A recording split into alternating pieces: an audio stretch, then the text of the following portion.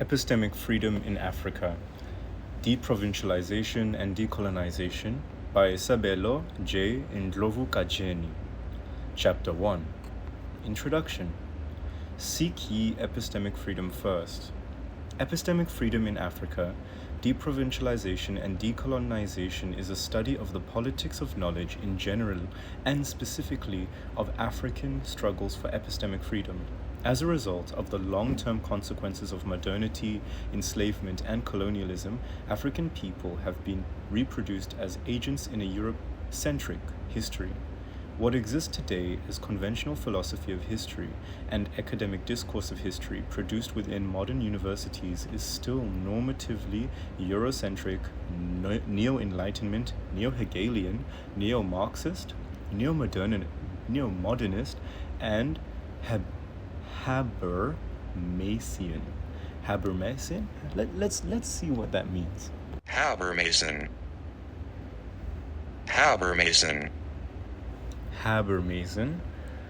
Let me just double check that was what I was trying to say.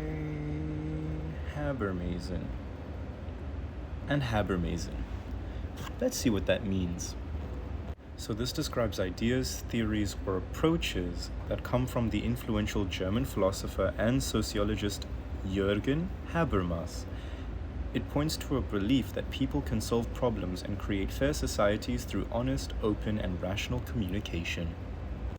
In this context, though, about historical change is still hostage to resilient linear socio-evolutionary notions of transitional shifts.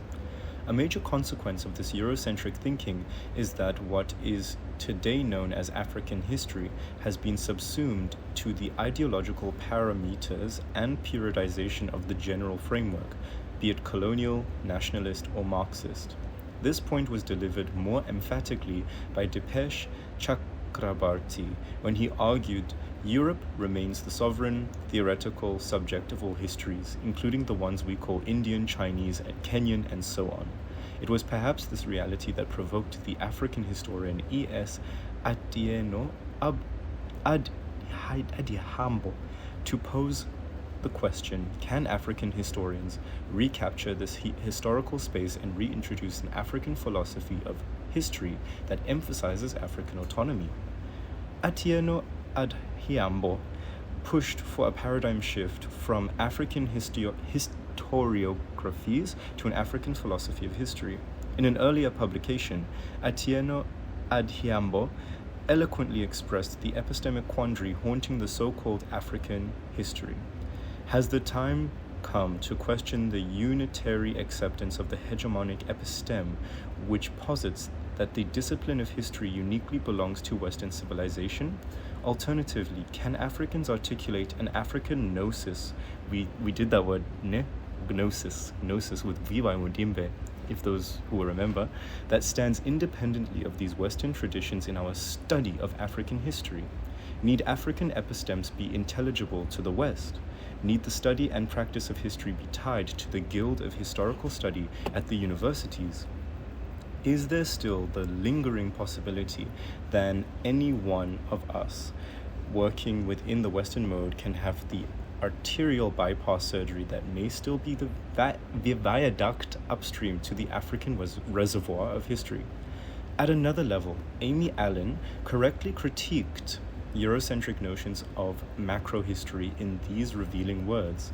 If global unity and capacity to make history are themselves historical developments that have emerged relatively recently, then they cannot be made the premises of an understanding of history as a whole.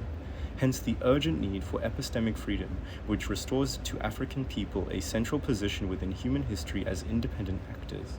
This epistemological concern is fundamentally decolonial. As a people, Africans were always there in human history. They were never creatures of discovery. Africans were always present. Présence africaine. See, if you're French and I mispronounce that, that's not my problem. Africans were never absent. Africa was never a tabula rasa or dark continent. Africans always had their own valid, legitimate, and useful knowledge systems and educational systems. This is the decolonial tale at the center of this book. The foundation of this decolonial tale is well articulated by the Wole Soyinka, who had this to say about Africa. The African continent appears to possess one distinction that is largely unremarked. Unlike the Americas or Australasia, for instance, no one actually claims to have discovered Africa. Neither the continent as an entity, nor indeed any of her later offspring, the modern states, celebrates the equivalent of America's Columbus Day. This gives it a self-constitutive identity, an unstated Okay, this is a hard word. Let's see how we pronounce it. Autochthony. Autochthony. Sorry if it was a bit loud. It's Autochthony. Autochthony. Autochthony. So autochthony is the state of being native or indigenous to the place. Autochthony. Autochthony. Interesting how I didn't know that before this. Wow. Autochthony. What a beautiful word. So it gives an unstated autochthony that is denied other countries and subcontinents. Africa appears to have been known about, speculated over, explored both in actuality and fantasy, even mapped. Greeks, Jews, Arabs, Phoenicians, etc. took their turns, but no narrative has come down to us that actually lays personal claim to the discovery of the continent. Ancient ruins, the source of a river, mountain peaks, exotic kingdoms, and sunken pyramids. Yes, but not the continent itself, as in the case of the Americas. Hundreds have ventured into, explored, and extensively theorized over the continent, but no one has actually claimed to have discovered her. Soyinka challenged the colonial paradigm of discovery and highlighted Africa's primordial essence. This means that Africa has a long history that predated its encounter with Europe. It also means that such a primordial entity had and has its own rich knowledge that kept it alive. What is explored in this book is not only how Africa in particular and the rest of the global south in general became victims of genocides, epistemicides, linguicide, and cultural imperialism, but also the trajectories for epistemic freedom that were provoked and ensued. Thus, conceptually speaking, the book delves deeper into such concepts as the epistemic line as the problem of the 21st century, the perennial problem of silences of African voices, and problematic African archives enabled by the Europeanization of the world on the one hand, and the subalternization of Africa on the other hand, and the imperative of thinking during the current age of epistemic and systematic crisis. The epistemic line. If the color line was indeed the major problem of the 20th century, as articulated by W.E.B. Du Bois, then that of the 21st century is the epistemic line. The epistemic line cascades from the color line because denial of humanity automatically disqualified one from epistemic virtue. The epistemic line is sustained by what Boaventura de Sousa Santos termed abyssal thinking, an imperial reason that reduced some human beings to a subhuman category with no knowledge. This means that the epistemic line is simultaneously the ontological one. Thus, the triple process of provincializing Europe, deprovincializing Africa, and epistemological decolonization which frame this book constitute a drive for a restorative epistemic agenda and process that simultaneously addresses ontological and epistemological issues haunting Africa. The definitive entry of descendants of the enslaved, displaced, colonized, and racialized peoples into the existing academies across the world, proclaiming loudly that they are human beings, their lives matter, and that they were born into the valid and legitimate knowledge systems, enabled the resurgence of long-standing struggles for epistemic freedom. Thus, epistemic freedom speaks to cognitive justice. Epistemic freedom is fundamentally about the right to think, theorize, interpret the world, develop own methodologies, and write from where one is located and unencumbered by Eurocentrism. Samir Amin depicted Eurocentrism as one of the great ideological deformation of our time. Epistemic justice is about liberation of reason itself from coloniality. Africa is one of those epistemic sites that experienced not only colonial genocides, but also the theft of history, epistemicides, the killing of indigenous people's knowledge, and linguisticides, the killing of indigenous people's languages. So if you want to see more about this, you can see Goody 2006, and you can also see Ngugi-wa-Thiong'o's 2009 and 2009 A and B references. Therefore, African people's epistemic struggles are both old and new. They are old in the sense that they emerged at the very time of colonial encounters. They are new in the sense that they are re-emerging within a context of a deep present global systematic and epistemic crisis. What is projected here is epistemological decolonization as a double task of provincializing Europe and deprovincializing Africa. The process of provincializing and deprovincializing are inextricably linked, as they speak to how what appears on a global scale as European thought could be claimed as human heritage rather than a thought from one geographical center. Provincializing is a process of moving the center, to borrow a concept from Ngugi-wa-Thiong'o. Moving the center is understood in a double sense. I am concerned with the moving the center in two senses at least. One is the need to move the center from its assumed location in the West to a multiplicity of spheres in all the cultures of the world. The assumed location of the center of the universe in the West is what goes by the term Eurocentrism. The second sense is even more important. Within nearly all nations today, the center is located in the dominant social stratum, a male bourgeois minority. Moving the center in the two senses, between nations and within nations, will contribute to the freeing of the world of cultures from the restrictive walls of nationalism, class, race, and gender.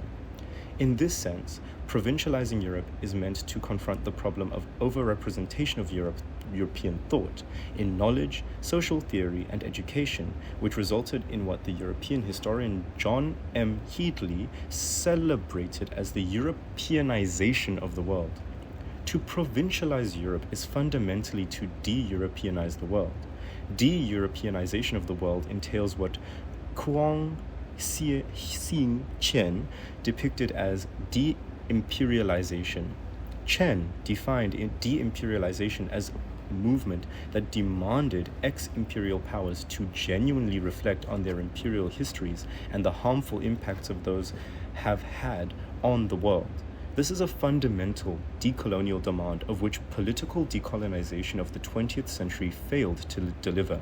The process of de-Europeanizing is here rendered as deprovincializing Africa, an intellectual and academic process of centering of Africa as a legitimate historical unit of analysis and epistemic site from which to interpret the world, while at the same time globalizing knowledge from Africa. Such a move constitutes epistemic freedom as that essential prerequisite for political, cultural, economic, and other freedoms. Epistemic freedom is different from academic freedom. Academic freedom speaks to institutional autonomy of universities and rights to express diverse ideas, including those critical of authorities and political leaders. Epistemic freedom is much broader and deeper. It speaks to cognitive justice. It draws our attention to the content of what is that we are free to express and on what or whose terms. Cognitive justice, as defined by Boaventura de Sousa Santos, is premised on recognition of diverse ways of knowing by which human beings across the globe make sense of their existence. Epistemic freedom is about democratizing knowledge from its current rendition into the singular, into its plural, known as knowledges. It is also ranged against the overrepresentation of Eurocentric thought in knowledge, social theory, and education. Epistemic freedom is foundational in the broader decolonization struggle because it enables the emergence of the necessary critical decolonial consciousness. In Africa, decolonization has generally been understood to have begun with political decolonization, predicated on seeking the political kingdom first. However, the current struggles for epistemic freedom have provoked a need for rethinking of the decolonial trajectories. While it is true that political, economic, cultural, and epistemic aspects of decolonization were and are always inextricably intertwined, we have to be cognizant of the fact that the sequencing arose from a practical strategic logic of struggles against colonialism, which privileged attainment of political sovereignty first. In the co-constitution of political, economic, cultural, and epistemological decolonization, epistemic freedom should form the base because it deals with the fundamental issues of critical consciousness building, which are essential prerequisites for both political and economic freedom. This point was highlighted by E. Mveng.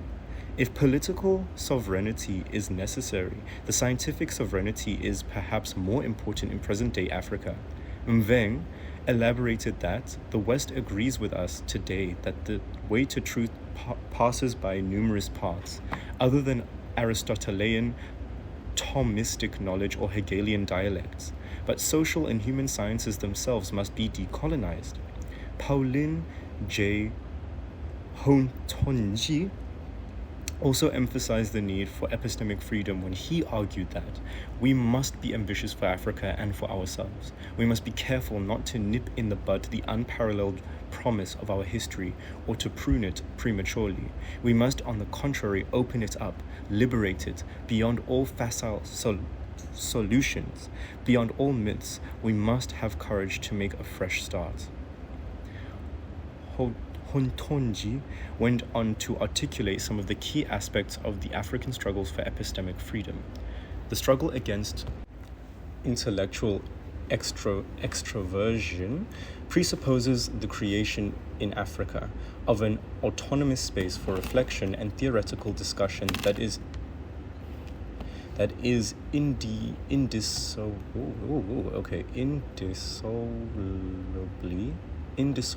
Let's see. So indissolubly means to be very resistant, like cannot be destroyed.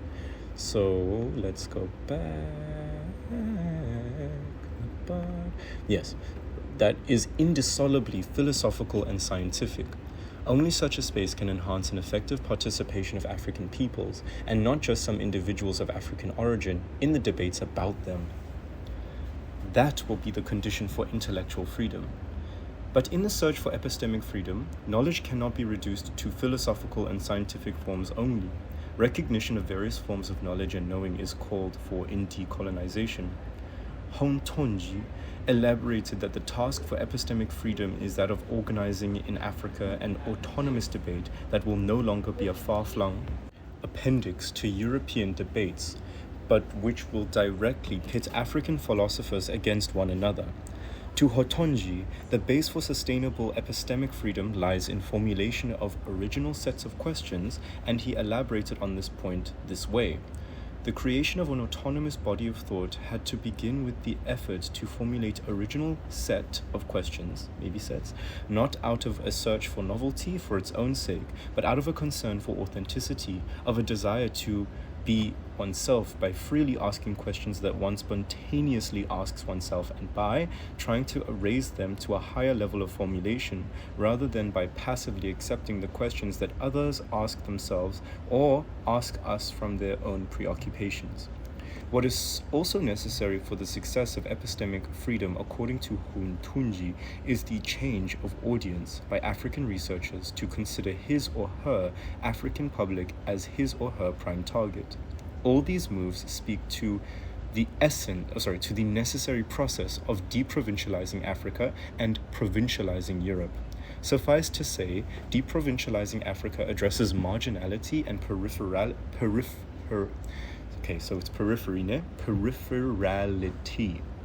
of Africa in the knowledge and education domain through recentering it.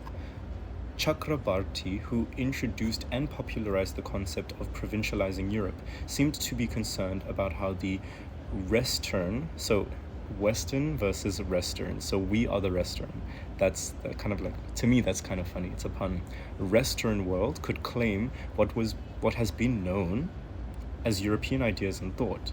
This is indeed another important way of subverting and confronting the problem of Eurocentrism as an enabler of Western epistemic hegemony. Chakrabarti also highlighted how universalistic thought was always and already modified by particular histories.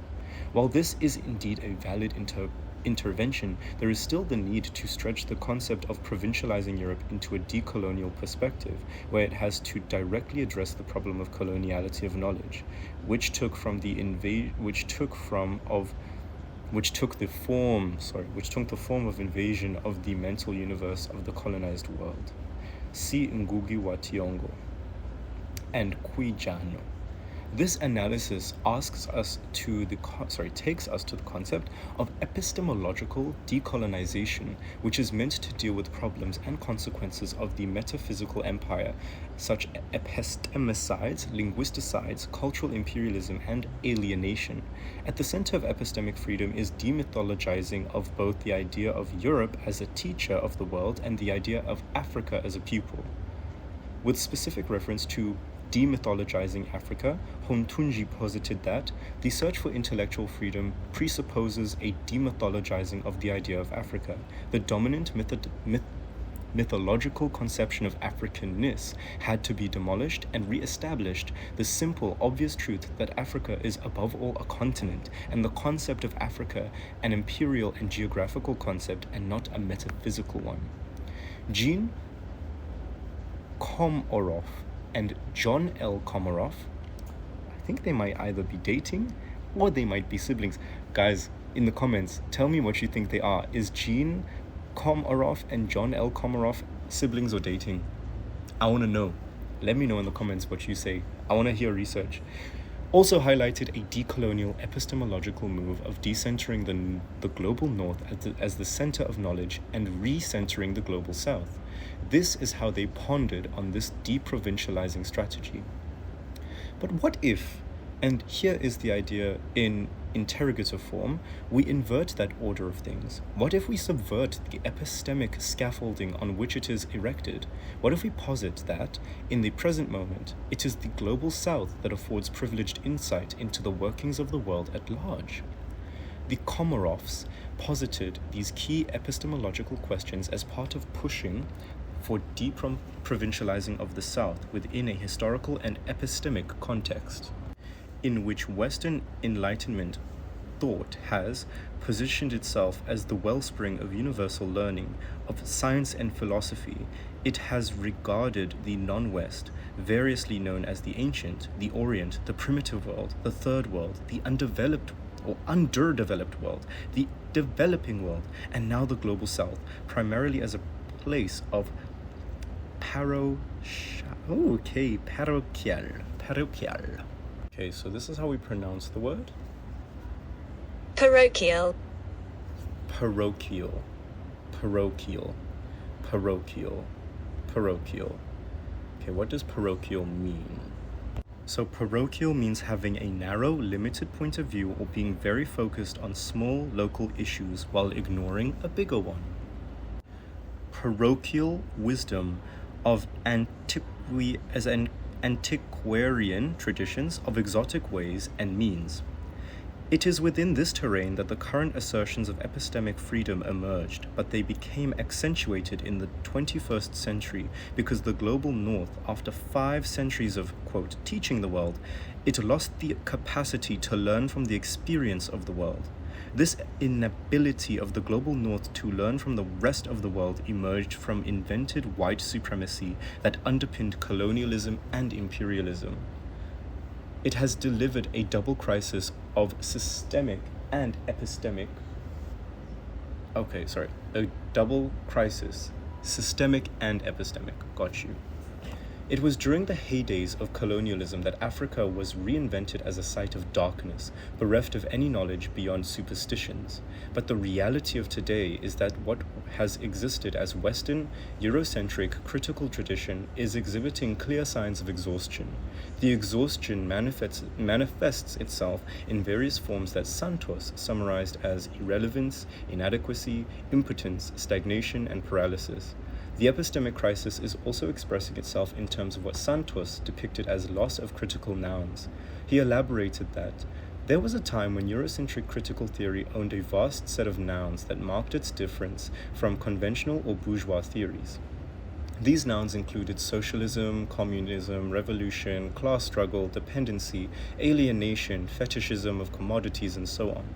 In the past 30 years, the Eurocentric critical tradition seems to have lost its nouns and now distinguishes itself from the conventional or bourgeoisie theories by the adjectives it uses to subvert the meaning of the proper nouns it borrows from such theories. Thus, for instance, if conventional theory speaks of development, critical theory refers to alternative, integral, inclusionary, democratic, or sustainable development. If conventional theory speaks of democracy, critical theory proposes radical, participatory, deliberative democracy. At another level, such African leading philosophers as Hontunji have noted that even though today, mainly because of globalization, there is increasing talk of a global economy of knowledge, such globalized knowledge still has an identifiable center from which it cascades and circulates. That center is Europe and North America. A long-standing asymmetrical division of intellectual labor sustains epistemic hegemony. In this context, African scholars have largely functioned as hunter-gatherers of raw data as well as native informants. Europe and North America have remained sites of processing raw data into concepts and theories. These concepts and theories are then consumed in Africa. Africa remains a large laboratory for testing of concepts and theories. This explains why so many African students continue to make great treks to Europe and North America for education, even though the dream of one country, one university has long been realized by Africa. African scholars continue to seek affirmation and validation of their knowledge in Europe and North America. This affirmation and validation take the form of publication in the so-called international, high-impact, and peer-reviewed journals. Europe and North America constitute the international and the rest of the world is the local. Consequently, international, high-impact, and peer-reviewed journals and internationally respected publishing houses and presses are those located in Europe and North America. Highly ranked universities are located in Europe and North America. Taken together, these realities confirm the existence of epistemic hegemony. The signature of epistemic hegemony is the idea of knowledge rather than knowledges, plural. Contextualizing African knowledges for epistemic freedom. Resurgent struggles for epistemic freedom are provoked by the reality of continued entrapment of knowledge production in Africa within Euro-North American colonial matrices of power.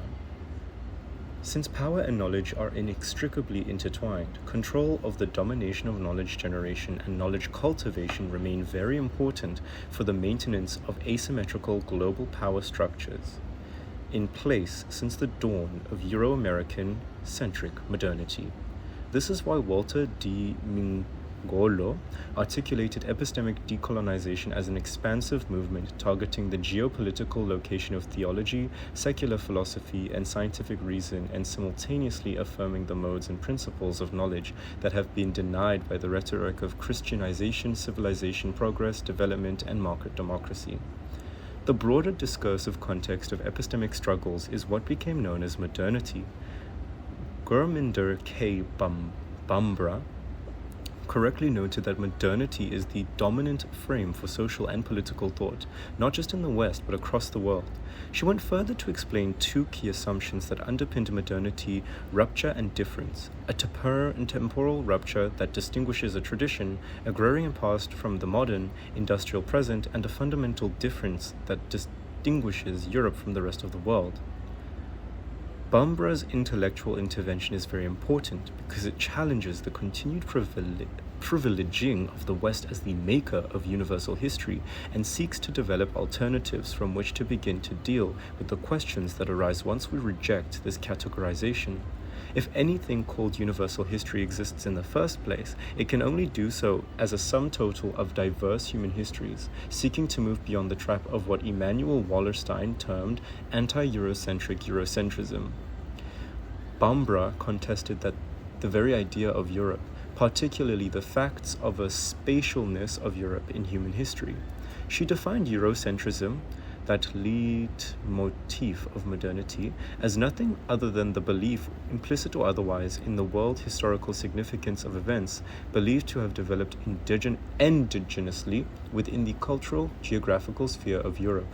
The second important intervention of Bambra is The ideas of difference and rapture that form debates about modernity should be regarded as interpretive categories, whereby the unity and integrity of specific experiences are created by abstraction from wider interconnection. Bambra proceeded to pose an important epistemological argument, the historicity of the human condition, whereby we are born into pre-existing conversations regarding our pasts and our presents, naturally shapes the positions from where we think and argue. To Bambra, the colonial encounter, which was far from being an encounter and more a conquest, domination, and enslavement of peoples and forms of life, is constitutive of the very disciplines that express or seek to understand modernity. She proposed what is required is a more thoroughgoing analysis of the underlying assumptions upon which discourses and practices come to be premised. Building on the work of Sanjay Subramaniam,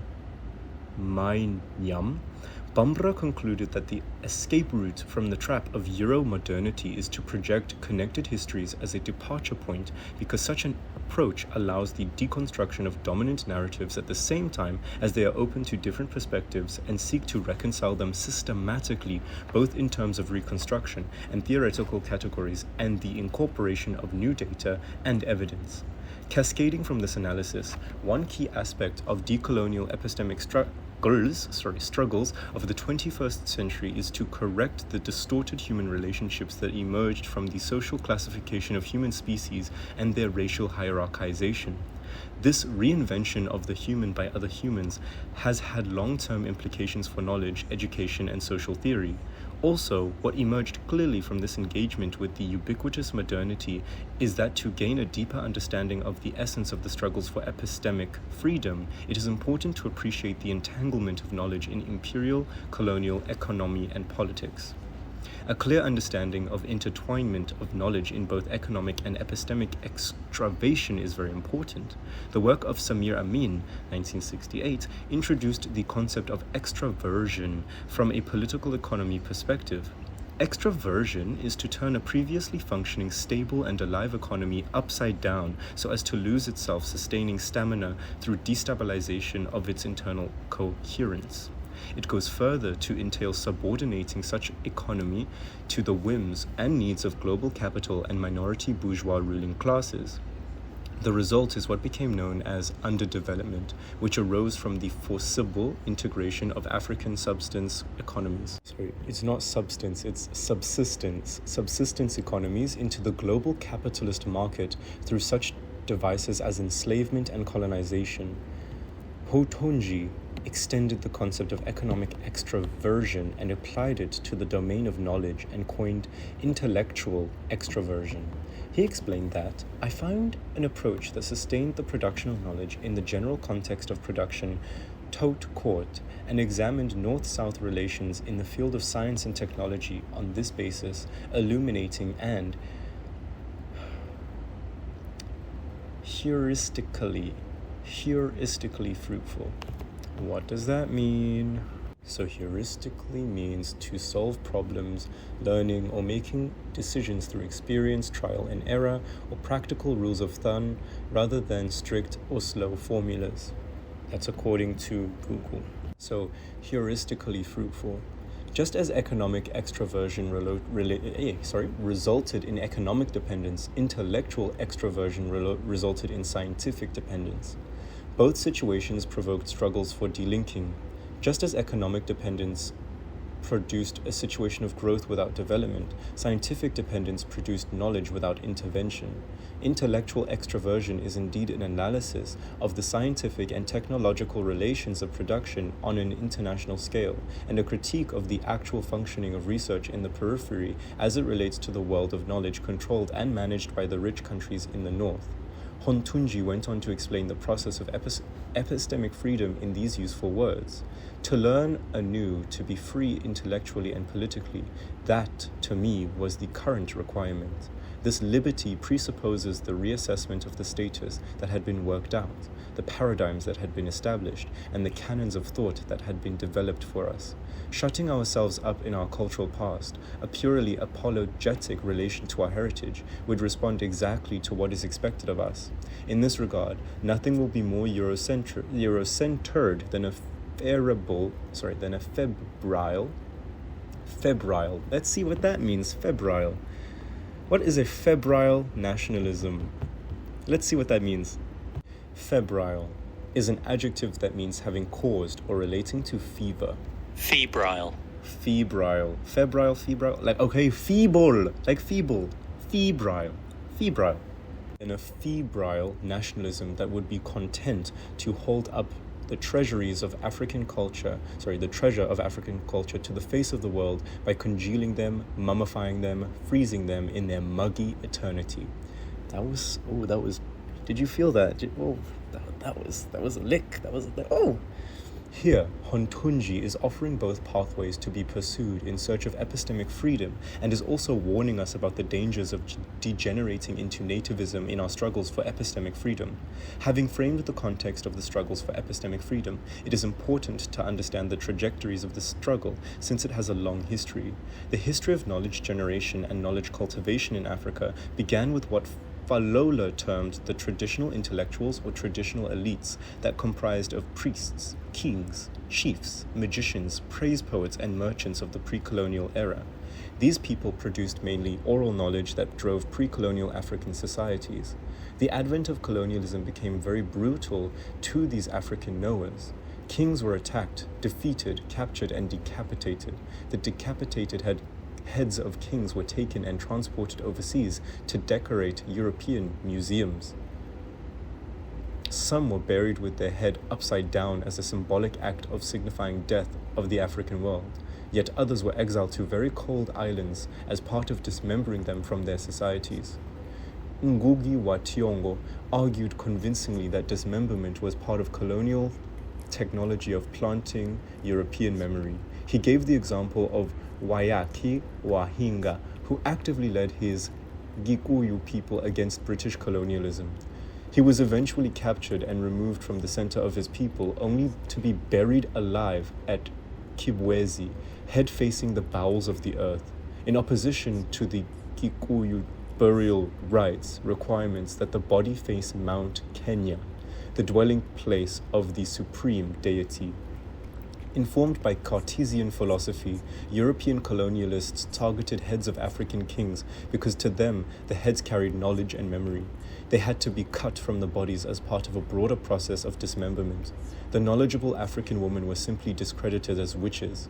Remember that in Indo-Europe itself, knowledgeable women had to be burned alive, accused of being witches during a period that Roman Grosshol don't care about European philosophers, don't care about European historians, and don't care about pronouncing them right, if I'm being totally honest, has correctly termed 4 genocides or epistemicides of the long 16th century. Maybe I shouldn't, hey? Maybe it should be less mean. Grossfogel.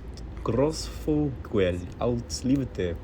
Those who survived death together with magicians were discredited as demon-possessed and subjected to forcible and violent conversion to Christianity. Conversion was itself a form of epistemicide. Achille Mbembe distilled 5 features Christianity as a monotheistic system with God as its apex, symbolizing phantasm of the one. The first feature is primary, God who signified only himself and is the genesis. The second is totalization, condensation of sovereignty that is against plurality of gods. Third is monopoly, suppression of other forms of worship, incompatibility with worship of other gods. The fourth is omnipotence, divinity and its supreme essentiality. The fifth is the ultimate Alpha and Omega. Mbembe defined the epistemic implications of conversion in these informative words. The act of conversion is also involved in the destruction of worlds. To convert the other is to incite him or her to give up what she or he believed. Theoretically, the passage from one belief system to another ought to entail the submission of the convert to the institution and authority in charge of proclaiming the new belief. In actuality, every conversion has always been, if only covertly, an operation of selection, has always required, on the part of the convert, an exercise of judgment. Further, it is also assumed that the person who is converted agrees to accept, in everyday life, the practical consequences of this submission and of this transfer of allegiance. By divesting himself or herself from previous beliefs, the neophyte is supposed to have shifted his or her center of gravity, a test or ideal of defamiliarization and disorientation. Conversion distances the convert from family, relatives, language, customs, even from geographical environment and social contracts. I would say contracts is correct as well, but it does say contacts, social contacts on the page, but I would also say social contracts. That is, from various forms of inscription in a genealogy and an imaginary. Mbembe elaborated on the essence of and meaning of conversion that, therefore, from a theological point of view, conversion is supposed to move from death to life, or in any event, to the promise of life. This tends to suggest that conversion always involves an act of destruction and violence against an earlier state of affairs, an accustomed state for which one seeks to substitute something different. This act of violence and destruction is always carried out in the name of a specific materiality, one that claims to oppose a system of truth to an order of error and falsehood. Fundamentally, according to Mbembe, conversion always presupposes an entity into the time of the other. Conversion is a mechanism of epistemicide. On the graveyard of African indigenous knowledges, colonialism planted European memory. The church and the church and the school played a major role in the planting of European memory, including imposition of colonial languages. What is often ignored in the analysis of the impact of missionary education on Africa is that by the time the colonialists were conquering and colonizing Africa in the 19th century, already Europe, where they had come from, was distancing itself from theological thought. It has been undergoing intensive secularization since the dawn of the Enlightenment. For them to then come to Africa and introduce education for salvation was part of a broader colonial process of de-socializing African people out of their cultural and historical context into zombies of colonialism. Ngugi wa Thiong'o emphasized that the most important area of domination was the mental universe of the colonized, the control through culture of how people perceived themselves and their relationship to the world. The missionary church and the colonial school were meant to establish effective mental control. Ali A. Mazuri documented how the establishment of mission boarding schools was meant to separate African children from the influence of their parents and the home environment, and how this process eventually influenced a new class formation in Africa. The British colonizers became famous for their cultural arrogance, whereas the British became well known for their racial arrogance, and all these arrogances combined to degrade the very humanity and cultures of Africa. Christianization constituted a form of education and an epistemicide simultaneously. It is not surprising that the earliest group of educated Africans consisted of Christianized ex-slaves. At the time of abolition of slavery, some of these educated Christianized ex-slaves were shipped back to Africa, and they founded Sierra Leone and Liberia as independent republics within a colonized continent. These early Africans imbibed European thought and experienced Western lifestyles from the traumatic experiences of bondage, colonial schools, mission schools, and churches. Their activism and struggles were not limited to what Mazuri termed rebellious emulation. They had not yet developed decolonial or anti-colonial consciousness necessary for tearing away from colonialism and Christian missionary thought. Mazuri correctly noted that the influence of Western education became that of psychological rural like rural parts, deruralization, to the extent that the educated African became, in a fundamental sense, a misfit in his own village. Dramatizing the negative influence of colonial education on Africans, Ndlovu-Gatsheni argued that Berlin Conference of 1884 was effected through the sword and the bullet, but the night of the sword and the bullet was followed by the morning of the chalk and the blackboard. The physical violence of the battlefield was followed by the psychological violence of the classroom. It is not surprising that the early African educated elite, which comprised of evangelists, bishops, reverends, nurses, and teachers, were deeply seduced by the salvationist and civilizationist promises of colonial education, and that being fluent in colonial languages such as French and English was part of acquisition of knowledge itself.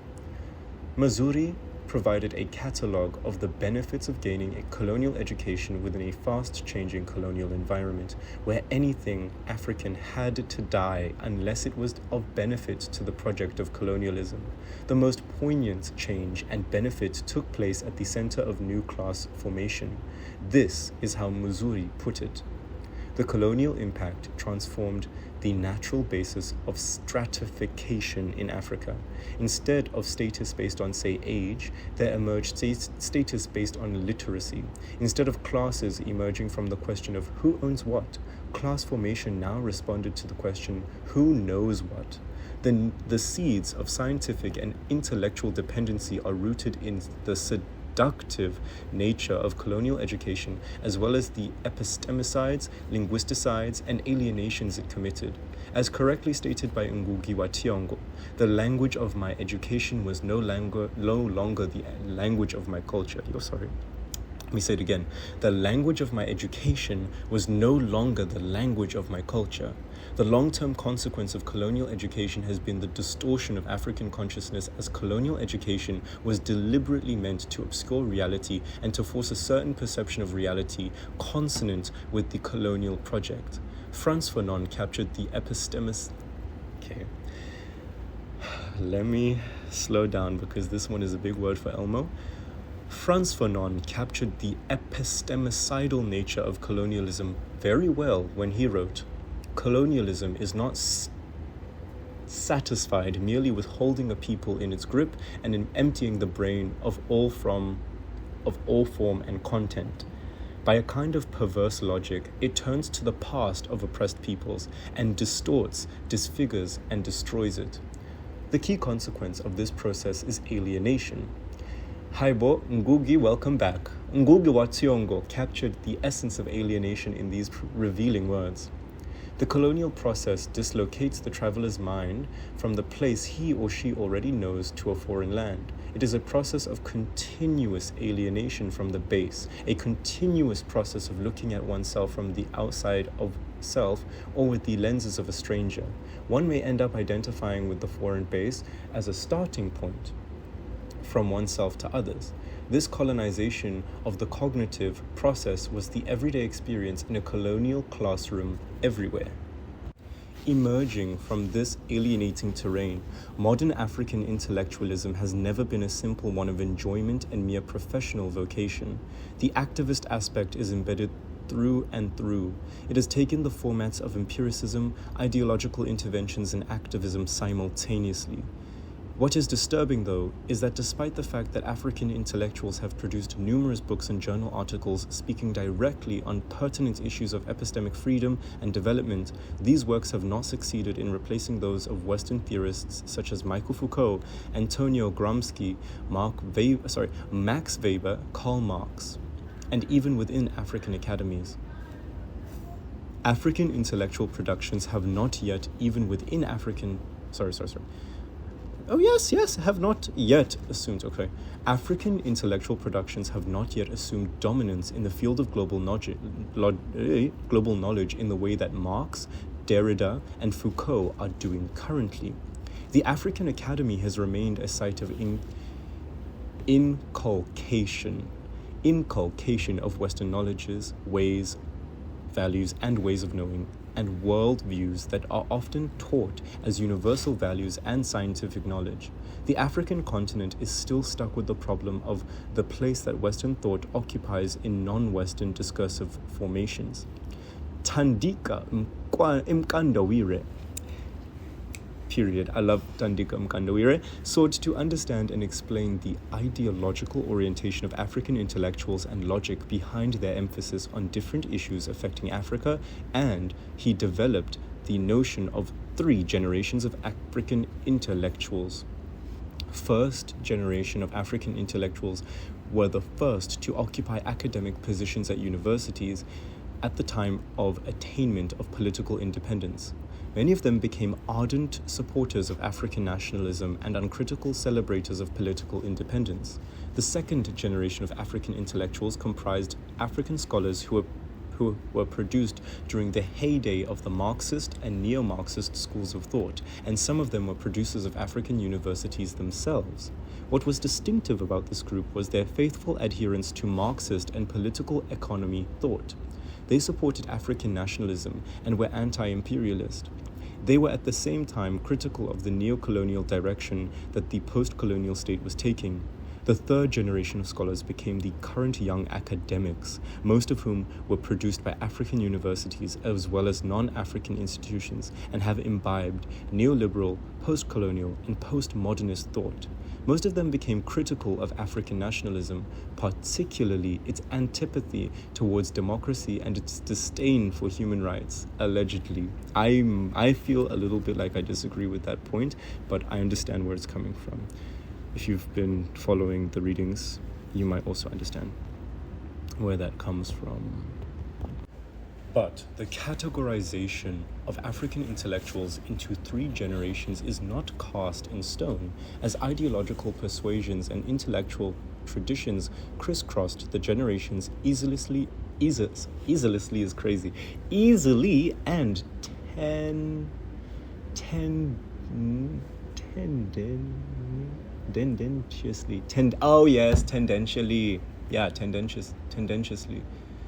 tendentiously. Yeah. There are also common experiences that characterized African intellectual interventions across the 3 generations. For instance, Peter N. Toinsma explained why issues such as socialism and development have preoccupied the African mind and African struggles for freedom. He stated, Africanists have never been able to afford scholarship for its luxury. In whatever field, we have worked with an unwritten command to tell our people about our people. We have had to work our way out from under a number of historical boulders rolled over us by foreign interests. Emphasis in the original source. No wonder that African intellectual interventions have often sounded deeply polemical, if not aggressive. Falola explained why. Reading the works of Africans or listening to their lectures, you may form an impression that they are polemical or defensive, bitter or apologistic. Yes, you are right. However, you need to know the reason for this. Scholarship in Africa has been conditioned to respond to a reality and epistemology created for it by outsiders, a confrontation with imperialism, the power of capitalism, and the knowledge that others have constructed for Africa. The African intelligentsia does not write in a vacuum, but in a world saturated with others' statements, usually negative about its members and their continent. Even when this intelligentsia seeks the means to intrude itself into the modern world, modernity has been defined for it and presented to it in a fragmented manner. Even though African people have continued to be major consumers of ideas generated in the West and tested on the African soil and on African minds, some African scholars began to engage and critique Western epistemology from an Afrocentric perspective. For instance, Archie Mafeje had this to say: Afrocentrism is nothing more than a legitimate demand that African scholars study their society from inside and cease to be the purveyors of an alienated intellectual discourse. When Africans speak for themselves and about themselves, the world will hear the authentic voice and will be forced to come to terms with it in the long run. If we are adequately Afrocentric, the international implications will not be lost on others. Sorry, I had it right the first time. Will not be lost on others. Claude Ake added his voice to the debate on the decolonization knowledge when he argued, every prognosis Citation indicates that Western social science continues to play a major role in keeping us subordinate and underdeveloped. It continues to inhibit our understanding of the problems of our world, to feed us noxious values and false hopes, to make us pursue policies which undermine our competitive strength and guarantee our permanent underdevelopment and dependence. It is becoming increasingly clear that we cannot overcome our underdevelopment and dependence unless we try to understand the imperialist character of Western social science and to exercise the attitudes of the mind which it inculcates.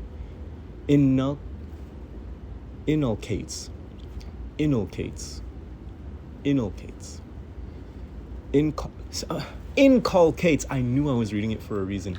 Inculcates, in which it inculcates. Ne?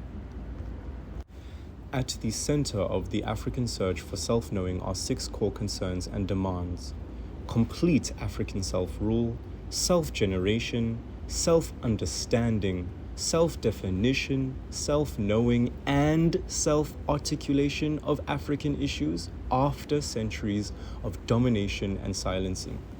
When Achille Mbembe, I need to ask, tried to caricature these legitimate African concerns as nativism and Afro-radicalism, these aspirations form a core part of the quest for freedom, development, and identity in a world still dominated by Western, particularistic worldviews that have been universalized and globalized. Black scholars from the diaspora, like Molefi Asante, have questioned and critiqued Eurocentrism even more consistently than those African intellectuals based on the continent. Asante is well known for his consistent and systematic push for Afrocentricity, not only as a direct challenge to Eurocentricity, but as another epistemology that takes Africa as the point of departure. Afrocentricity is the belief in the centrality of Africans in postmodern history, and a critical perspective placing African ideals at the center of any analysis that involves African culture or behavior. Within the continent, such scholars as Danny W. Ndlovu-Gatsheni have also been very vocal on issues of epistemological decolonization. Ndlovu-Gatsheny's Africology, Philosophy and Wholeness, and Epistemology boldly and directly confronted the limits of Afrocentrism and traced the historiography of African epistemology from the cradle of humanity, which is Africa. Ndlovu-Gatsheni emphasized that all sources of knowledge were valid within their historical, cultural, and societal, but it's social contexts. He used the term Africology to refer to an African-centered epistemology that fully took into account African history, culture, and context. Ndlovu-Gatsheni argued the construction of the science of Africology therefore directly flows from the need for Africans to redefine their world, which can enable them to advance their self-understanding and the world around them based on their cosmologies. Africology must proceed from the proposition that it is a true philosophy of knowledge and wisdom based on African cosmologies because it is Afri, in that it is inspired by ideas originally produced from the cradle of humankind located in Africa. It is not Africology because it is African, but it is Afri because it emanates from the source of the universal system of knowledge in Africa. Manje, haibo. But why is it difficult to break from the colonizer's model of the world and the epistemology it produced? Ashish Nandi's book, The Intimate Enemy, Loss and Recovery of Self Under Colonialism, provided part of the answer. His concept of an intimate enemy speaks to colonialism as that enemy that invades and resides in one's heart, mind, and body. Intimate enemies consistently survive through processes of naturalizing and routinizing themselves as part of camouflaging so as to claim non-existence. Nandi vividly described how colonialism existed and operated as an intimate enemy that worked on the psychology of both colonized and colonizing societies. The concept of intimate enemy captured accurately the reality of colonialism's colonization of the minds in addition to bodies, and it It releases forces within the colonized societies to alter their cultural priorities once for all, resulting in internalization of Eurocentrism. The West is now everywhere, within the West and outside, in structures and minds. For Nandi, the drive over men is not merely a byproduct of a faulty political economy, but also of a world which believes in the absolute superiority.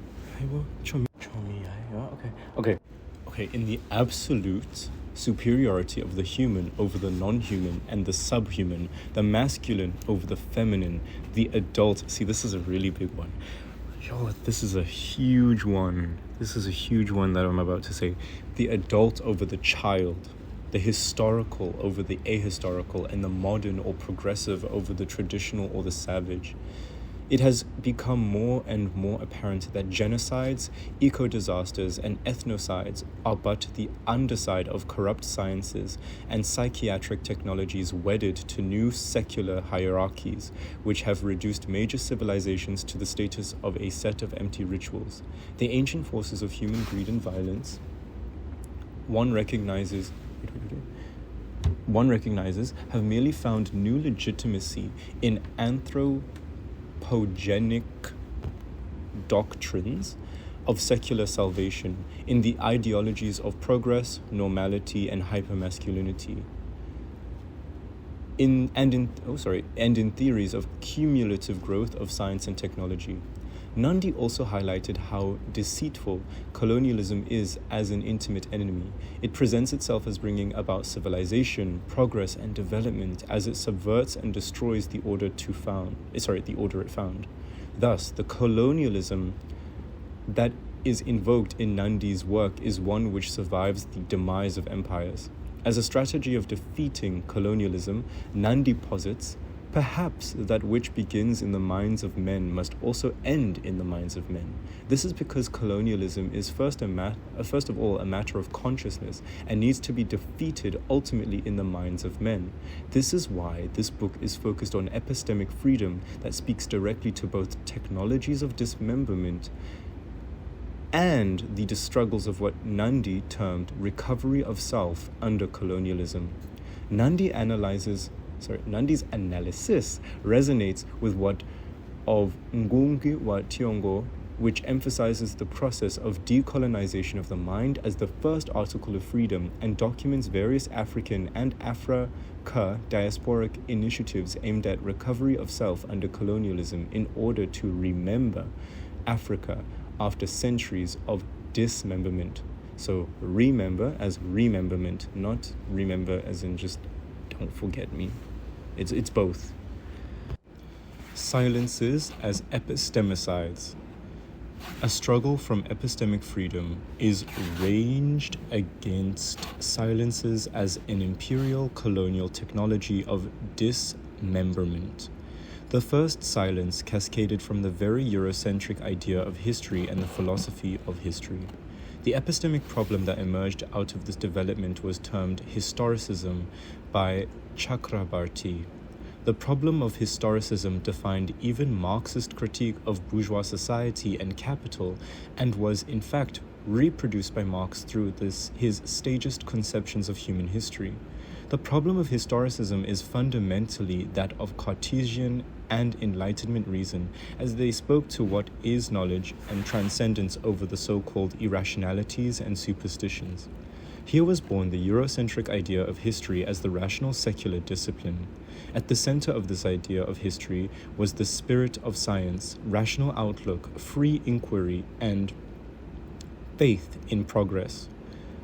From the ideas of rapture and difference, as constitutive technologies of colonization of time, emerged the problematic paradigm of difference, as well as the monolingual language of social science that obliterated the realities of plural ways of being human and knowing.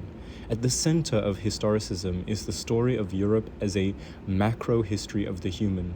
Furthermore, this was the basis for irrational rationality within history as a knowledge system. This irrationality manifested itself through overrepresentation of Europe, if not outright dominance in historical knowledge.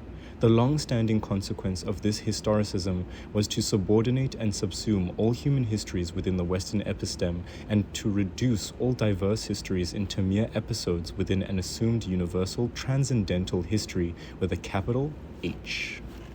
This is why Allen, building on the work of Latin American decolonial theorists, called for the specific project of rethinking the relationship between history and normativity that is necessary of critical theory if critical theory is to be decolonized.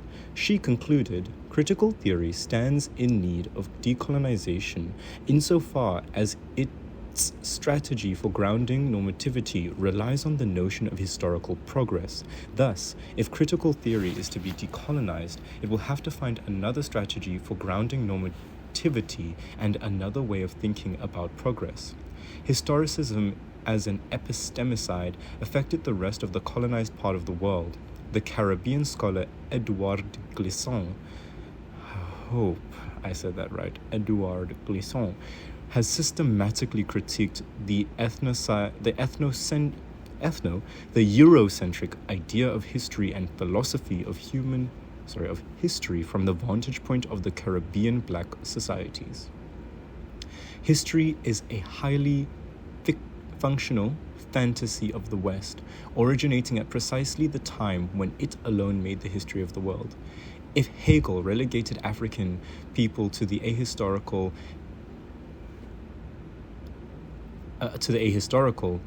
Amerindians, so like Native American people, to the prehistorical, in order to preserve history for European peoples exclusively, it appears that it is not because these African or American peoples have entered history that we can conclude today that such a hierarchical conception of the march of history is no longer relevant. Because of the impact of the slave trade and the experience of the Middle Passage, the Caribbean terribly suffers from what Glissant has termed non-history. Like all other victims of the epistemicide known as historicism, Glissant consistently worked to undermine and unmask the notion of a coherent, progressive, and linear history, from the shame of fallenness to the glory of cosmic perfection. The Caribbean, just like Africa, fell on the margins of such a conception of history. To Glissant, the totalizing imperative of a transcendental history with a capital H resulted in the production of a Hegelian, quote, division of history into ahistory, prehistory, and history. This Eurocentric rendition of history into a singular monohistory had a deadly effect on Africa, Latin America, the Caribbean, and Asia. With specific reference to Africa, it was actually Terence Osborne Ranger, the British liberal Africanist historian, who posed the question of how African is African history, as he reflected on methodology and methods as well as thematic concerns cascading from Western historiography and their sufficiency as tools for researching and narrating African history. He posited that there was need to examine whether African history was sufficiently Africa, whether it had developed the methods and models appropriate to its needs or had depended upon making use of methods and models developed elsewhere, whether its main themes of discourse had arisen out of the dynamics of African development or had been imposed because of their overriding significance on the historiography of other continents. The debate was picked up by the Kenyan historian Bethwell Allen Ogot in the 1970s, and he called for a development of the philosophy of history of Africa. He elaborated, "We have struggled hard to reject a conceptual framework which is Western, both in its origins as well as in its orientations. But we have not yet succeeded in evolving an autonomous body of theoretical thinking. Herein lies the root of our cultural dependence.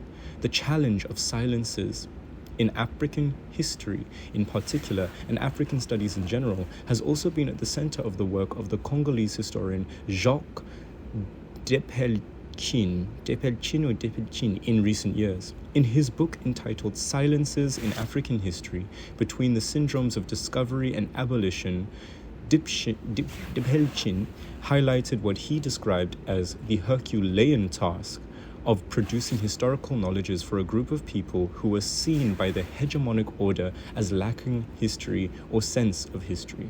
Understood from the perspective of silencers, the epistemic struggle is a direct confrontation with the Columbian Hegelian Conradian Hugh Trevor Ropian imperial colonial discourse, not of simple silencing, but of exclusion.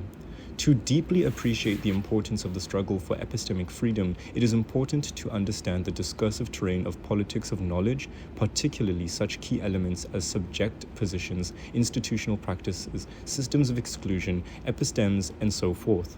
Political decolonization of the 20th century did not delve deeper into the complexities of the knowledge terrain, hence it failed to deliver epistemological decolonization.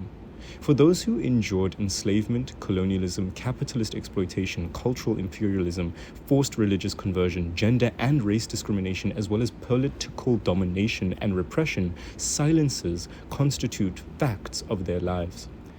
Deprovincialization, I hope I'm pronouncing that right, Deprovincialization's analysis confronted epistemic violence in its various guises and manifestations, including those embedded in research techniques and methodologies, as well as in syndromes of discovery and abolition. Deprovincialization had this to say: the syndrome of abolition can be clearly seen in the words and actions of the abolitionists who fought to end slavery, crediting themselves as the ones to realize its inhumanity, as if those oppressed by slavery had not already been aware of this. Broadly speaking, according to Deprovincialization, African history has undergone two forms of silencing: denial of experience right up to the 1960s and recognition since then. Deprovincialization posited, in reality, however, it was the former which continued to dominate, but under a different form. The apparent paradigmatic shift from denial to recognition can be revealed as false by showing that the affirmation was paralleled by a systematic silencing of questions, themes, and/or conceptualizations. So in reality, what took place was a redefinition or reformulation of denial. Deprovincialization also confronted the dominant narrative of, quote, discovery or discovery that dominated in the story of the unfolding modernity, imperialism, and colonialism. He argued that nothing is discovered until discovery can be part of the arsenal of the reproduction of the superiority of the discoverers. The theme of silencing of the past is also the subject of the Michael Rolfe trio classic book, Silencing the Past, Power and the Production of History. I think I referenced that book somewhere, in which he distilled the delineated four major moments of silencing history in general. Silences enter the process of historical production at four crucial moments: the moment of fact creation, the making of sources; the moment of fact assembly, the making of archives; the moment of fact retrieval, the making of narratives; and the moment of retrospective significance, the making of history in the final instance. Trio underscored these four moments of silencing the past as he grappled with the silenced significance of Haitian Revolution from 1791 to 1804 that is always overshadowed by the histories of French and American revolutions. The importance of the Haitian Revolution for Africa in particular and humanity in general is that it confronted racism, slavery, and colonialism very early in the annals of modern global history. Fundamentally, the Haitian Revolution was a heroic struggle organized and prosecuted by Black people whose humanity was denied and who were reduced to commodities and enslaved and inferiorized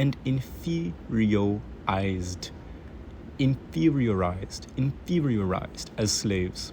To Trio, the Haitian Revolution was subjected to a major silence known as the unthinkable, that for which one has no adequate instruments to conceptualize. He elaborated on this point this way: the Haitian Revolution did change the ontological and political assumptions of most radical thinkers of the Enlightenment.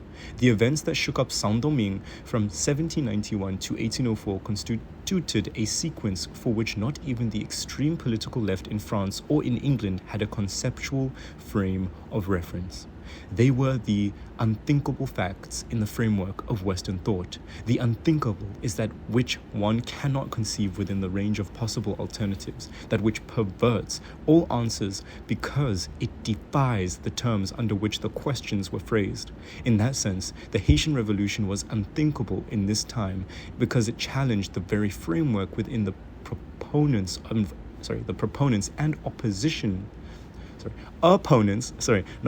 opponents had examined race, colonialism, and slavery in America.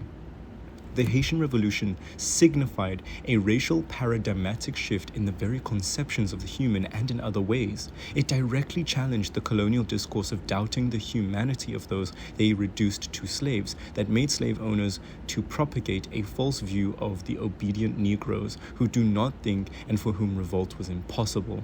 The reality of the Haitian Revolution, spearheaded by the enslaved, did not coincide with deeply held Eurocentric colonial and racist discourses of an enslaved people who could not imagine freedom.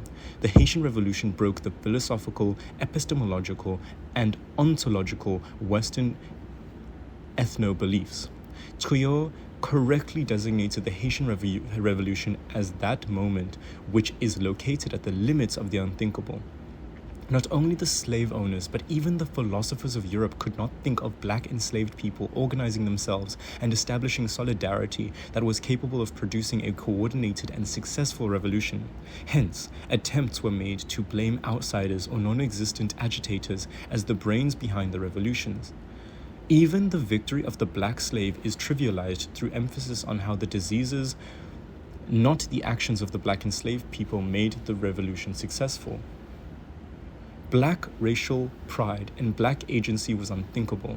The Haitian Revolution is relevant for any historian of black people, not only because it led to the collapse of a system of slave trade, but because it produced the first independent black-ruled Republic of Haiti. It challenged most of what Europeans had told themselves and believed in. Triot concluded, "The silencing of the Haitian Revolution is only a chapter within a narrative of global domination. The major lesson is that the silencing of the Haitian Revolution was reproduced on the world stage, and it was sustained by genocides, epistemicides, linguicides, as well as outright theft of history," to use Jack Goody's terminology. Silences also arose from what Amy Allen has termed the normative foundation of critical theory, focused on how the Frankfurt School, which despite its claims to be critical, was silent on racism, slavery, imperialism, and colonialism. Allen set out to explain the sources of this quietude.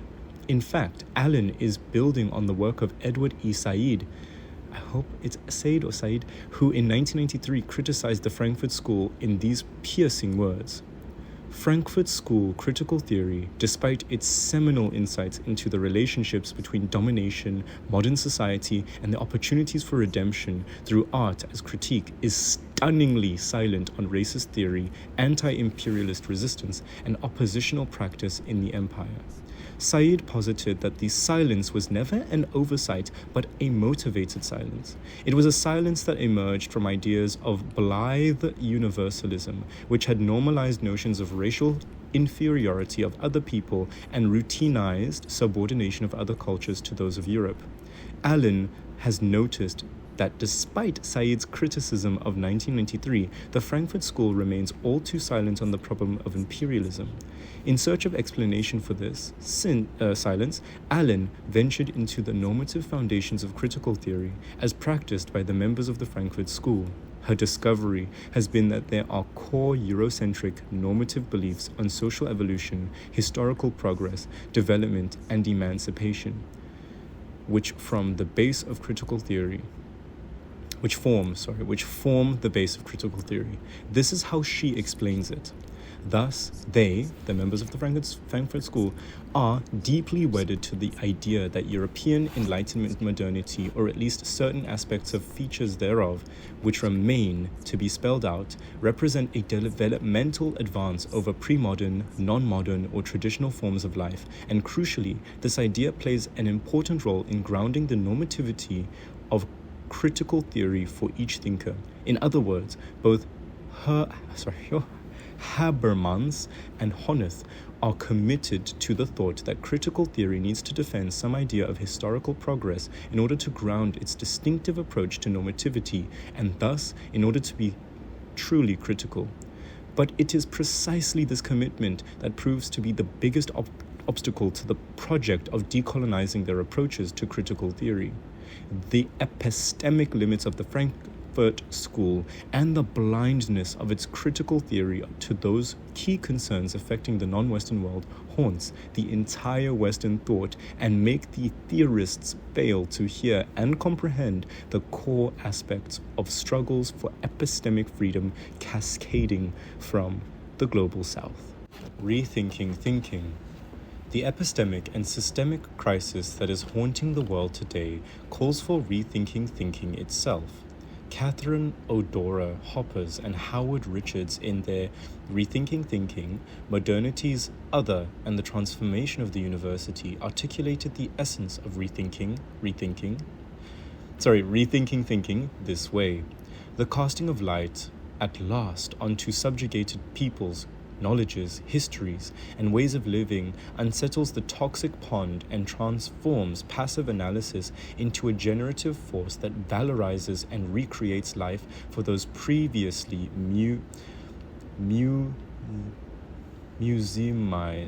Is it museumized? I think so. It's museumized. It is a process of engaging with colonialism in a manner that produces a program for its dislocation. This dislocation is made possible not only by permitting subalterns direct space for engaging with structures and manifestations of colonialism, but also by inserting into discourse arena totally different meanings and registers from other traditions.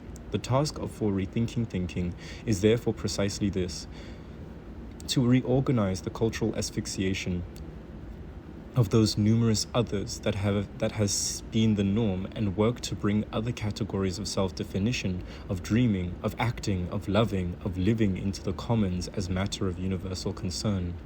Hoppers and Richards, 2012, delved deeper into the constitutive makeup of such disciplines as law, economics, education, and natural science in their endeavor to rethink them. They posited law, like economics, science, and education, is a box. These boxes constitute 4 pillars of modernity.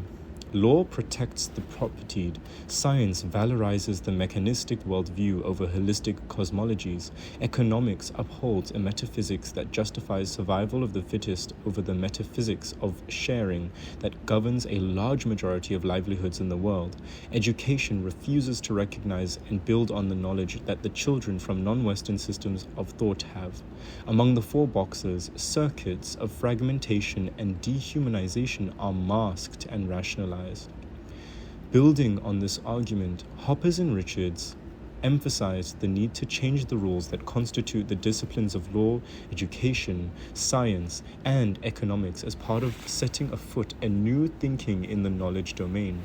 Rethinking thinking in their analysis entailed rectification of the problem of epistemological disenfranchisement. This is necessary because knowledge constitutes the software of coloniality. Rethinking thinking is fundamentally a decolonial move that requires the cultivation of a decolonial attitude in knowledge production. It is informed by a strong conviction that all human beings are not only born into a knowledge system, but are legitimate knowers and producers of legitimate knowledge. Rethinking thinking is also a painstaking decolonial process of learning to unlearn in order to relearn, as well as an opening to other knowledges and thinkers beyond those from Europe and North America that have dominated the academy in the last 500 years. This learning to unlearn entails the painstaking and difficult process of forgetting what we have been taught to break free from the thinking programs imposed on us by education, culture, and social environment, always marked by the Western imperial reason. Rethinking thinking also calls for what Louis R. Gordon has rendered as shifting the geography of reason. It is not only relevant for the Caribbean world, where the Caribbean Philosophical Association, CPA, has adopted it as a motto. The imperative to shift the geography of reason arises from the reality of dismemberment of black people from the human family, which raises the fundamental problematic of what it means to be human after the restrictions placed on such a concept by modern conquest and colonization. Shifting the geography of reason means a number of decolonial moves. In the first place, it challenges the imperial colonial historiographical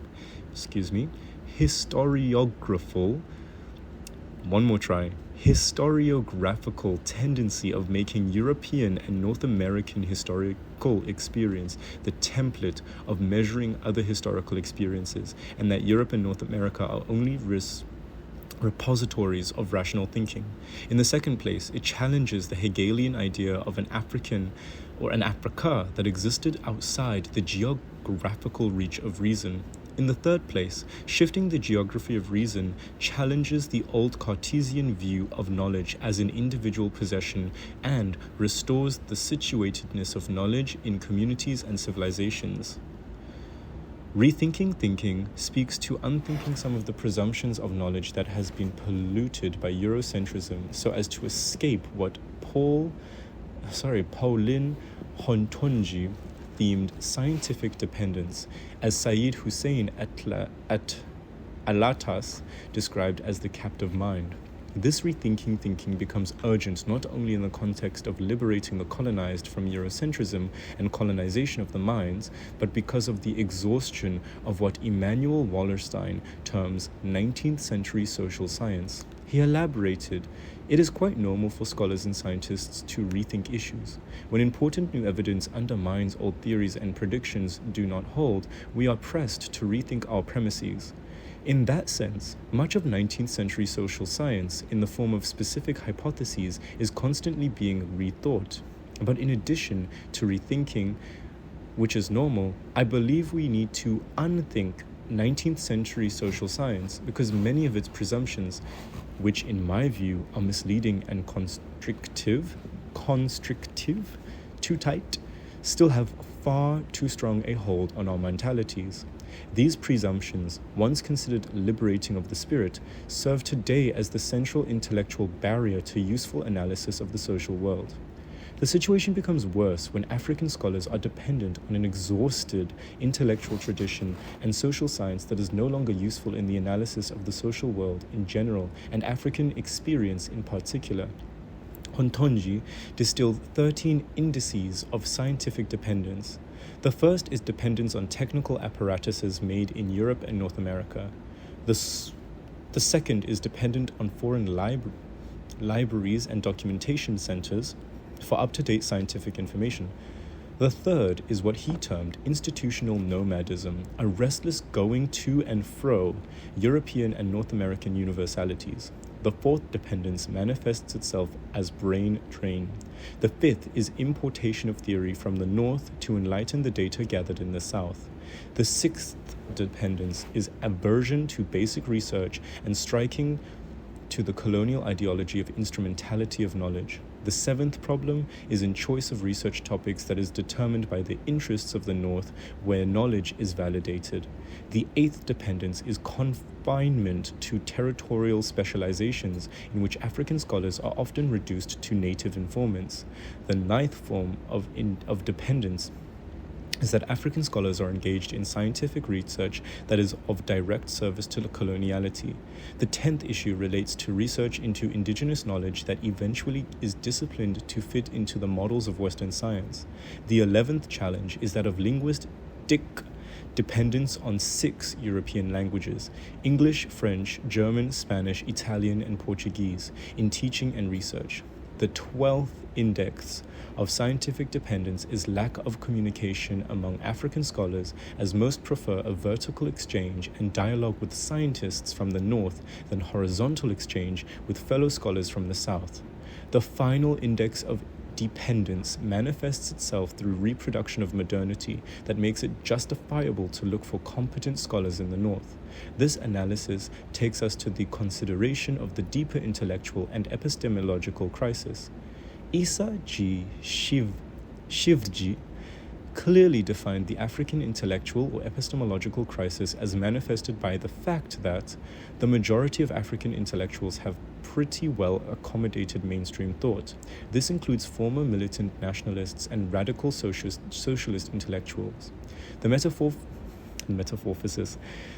metamorphosis of the African intellectual from a revolutionary to an activist, from critical political economist to postmodernist, from a social analyst to a constitutional liberal, from anti-imperialist to a cultural activist. So atavist? I think it's supposed to be activist. A-T-A-V-I-S-T. I think activist? Atavist. Let me just double check that. Okay, it's not activist, it's atavist, it's correct. A person, plant, or animal that shows a trait or behavior from a distant ancestor after it was missing for many generations. Atavist. Goodness, we learn so much.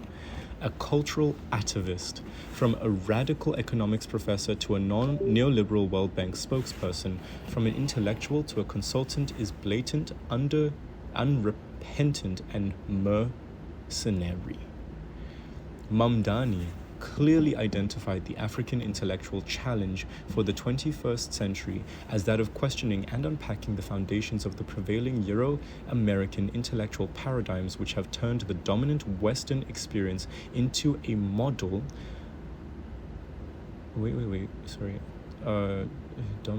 into a model under which research is conceived as nothing other than a demonstration that non-Western societies around the world either conform or deviate from that model. What is needed is to take the struggle for decolonization to a higher level, informed by a decolonial epistemology focused on unpacking the constitutive negative aspects of Western modernity as the broader terrain within which coloniality and Euro-American epistemologies were generated. What is promising, though, in the domain of struggles for epistemic freedom is that younger African scholars have not given up the liberatory agenda of rethinking thinking and even unthinking some ideas introduced on Africa by colonialism and hegemonic Eurocentric thinking. For example, the Nigerian decolonial feminist sociologist Oyeronke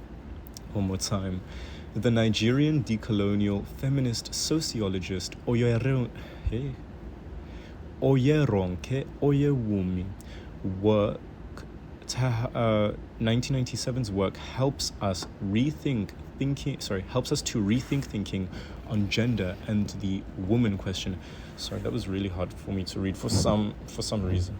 She took African society and context seriously and eloquently, demonstrated empirically and theoretically how Oyo history in West Africa underwent three processes of patriarchalization through masculinization of the Alafin, feminization of certain positions, whereby the society-wide influence of females in power has been narrowed to an undefined interest, distinct from the rest of the community, and genderization through invention of an essentialized category of woman and man that did not exist prior to colonialism in the Oyo Yoruba society in Nigeria. Oyewumi's 1997 work is one of the best and convincing testaments of how the very process of writing history of Africa has been informed by hegemonic Western thought and its analytical categories as biological determinism, centrality of bodies, as well as privileging of sense of sight, visual, over other sense, to the extent of globalizing ideas of worldview over world sense. Oyewumi's work directly confronted the silencing impact of imposition of Western gender categories on Africa, particularly the Yoruba of Nigeria. In African studies, there is a general concern with how history writing has tended to privilege his story over her story in capturing human experience across space and time. Oyewumi complicated this rather simplistic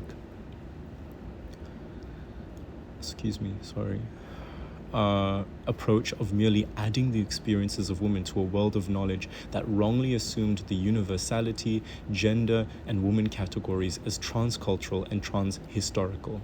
Oyewumi posited the woman question is a Western-derived issue, a legacy of the age-old Soma-centricity of Western thought. It is an imported problem, and it is not indigenous to the Yoruba. In Oyewumi's work, one finds a robust, meticulously researched and convincingly argued first case of rethinking thinking on gender in particular and African thought in general. For instance, Oyewumi boldly revealed, as the work and my thinking progressed, I came to realize that the fundamental category woman, which is foundational in Western gender discourses, simply does not exist in Yoruba land prior to its sustained contact with the West. There was no such pre-existing group characterized by shared interests, desires, or social position. The cultural logic of Western social categories is based on an ideology of biological determinism, the conception that biology provides the rationale for the organization of the social world. Thus, this cultural logic is actually a biologic. Such categories like woman are based on body type and are elaborated in relation to and in opposition to another category, man. The presence or absence of certain organs determines social position. You see, I remember advocating for that one well. Okay. The significance of Oyewumi's work is that it intervened robustly on the sociology of knowledge in general in the process directly challenging the dominant Western thought while at many levels retrieving and anchoring African thought. In the first place, Oyewumi challenges the idea of gender as the first article of faith in thinking about any society and its organization. She questioned the Western idea of the universal subordination of woman and even rejected the universalization of the category woman because in the Yoruba society there were no women defined in strictly gendered terms in that society. According to Oyewumi, there is an urgent need for careful historical and sociological research on Africa that is not informed by existing analytical categories borrowed from Europe and America. She identified some of the key problems of history, theory, and methodology that are themselves colonized. Oyewumi identified the core components of Western thought as privileging not only body-based categories, but the sense of sight in its interpretation of human phenomena. She elaborated on this problem this way. In African studies, historically and currently, the creation, constitution, and production of knowledge have remained the privilege of the West. Therefore, body, reasoning, and the biologic that derives from biological determinism inherent in Western thought have been imposed on African societies.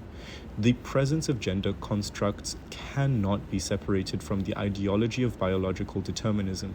Western conceptual schemes and theories have become so widespread that almost all scholarship, even by Africans, utilizes them unquestioningly.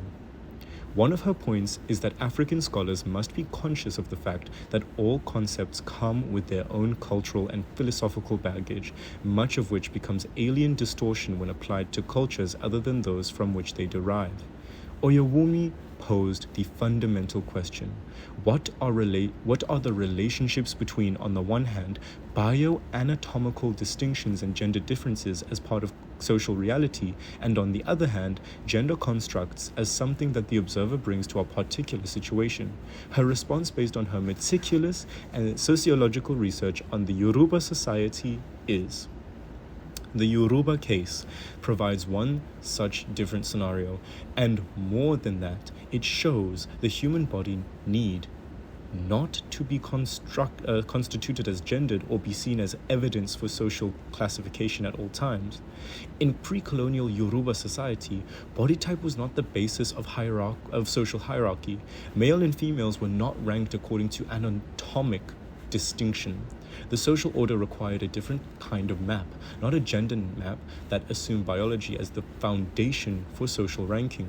Oyewumi is not in any way creating the impression of a golden age of Yoruba society that was a domain of pristine village democracies cascading from absence of any form of hierarchization. She revealed Yoruba society was hierarchically organized, from slaves to rulers, the ranking of individuals dependent first and foremost on seniority, which was usually defined by relative age.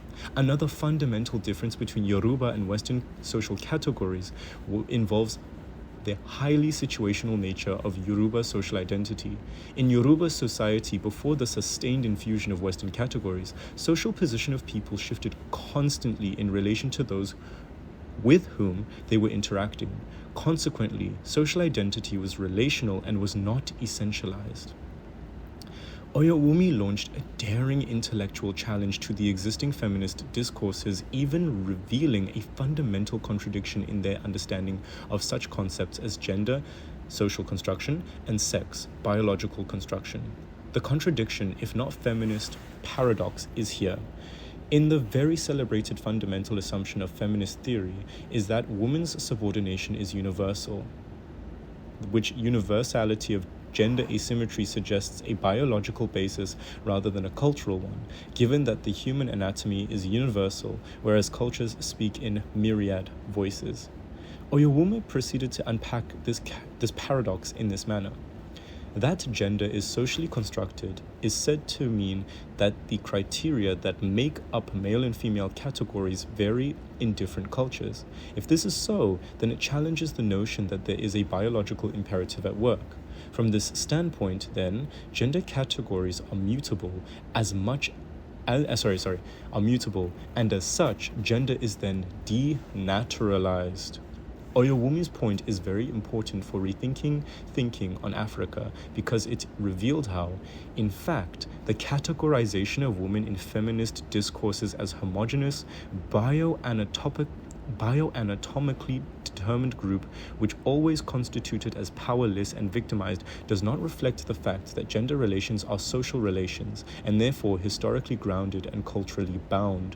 If gender is socially constructed, then gender cannot behave in the same manner across time and space. If gender is a social construction, then we must examine the various cultural, architectural sites where it was constructed, and we must acknowledge that variously located actors, aggregates, groups, interested parties were part of construction. We must therefore acknowledge that if gender is a social construction, then there was a specific time in different cultural architectural sites when it was constructed, and therefore a time before which it was not. Thus, gender being a social construction, it is logical to assume that in some societies, gender construction need not have existed at all. At another level, this generalization about powerless, disadvantaged, and victimized women across the world might be taken to be another form of silence in which the world of Yoruba society is ignored. But Oyewumi is careful not to challenge one generalization while creating another based on one case study. She is very clear on this. Although it is clear that findings of this study are applicable to other African societies, I hesitate them broadly, primarily because I do not want to fall into the common trap of erasing a multitude of African cultures by making facile generalizations, a process that results in unwarranted homogenization. The erasure of African cultures, a major defect of many studies on Africa, motivates my efforts not to make a simplistic general case about Africa from the Yoruba example. What is important about Oyewumi's work is that in her critique of Western-centric body reasoning approaches to society that carried gender differentiation as a major lens, she revealed how scholars create gender categories, how any simplistic and uncritical deployment of gender lens necessarily write gender into that society, understudy, and how in actuality, the process of making gender visible is also a process of creating gender. Thus, she concluded her in these wise words. The present book has cleared the way for asking first-order foundational questions about gender and difference in Yoruba society. It has shown that our interest in gender in Yoruba land cannot be divorced from the West's domination of both the construction of the academy or scholarship and the socio-political and economic world spheres. Ultimately, this study raises the question of whether it is possible to have independent research questions and interests given the Western origins of most disciplines and continued Western dominance of the world for now. Rethinking thinking cannot be realized without decolonizing methodology and research. It is here that the impressive work of Linda Tuhiwai Smith and Bagel Chilisa become indispensable. Smith and Chilisa's work takes us into the depth of the sacred field of research and methodology, and they excavate the dirty colonial history embedded in the very activities of researching. While Smith brought the world of the indigenous people of New Zealand into the world of research, Chilisa brought the world of the indigenous people of Africa into the world of research. It was Smith who bold declared that research was the most dirtiest word because it involved inquiring into the secrets and sacred lives of those who were its objects. Chilisa departs from the questions of social justice and human rights arising from the very research process. The convergence of Smith and Chilisa's work is on the call for decolonizing research methodologies as a process towards achievement of epistemic freedom by those peoples such as women, minorities, indigenous people, and formerly colonized, whose knowledges remain marginalized. They both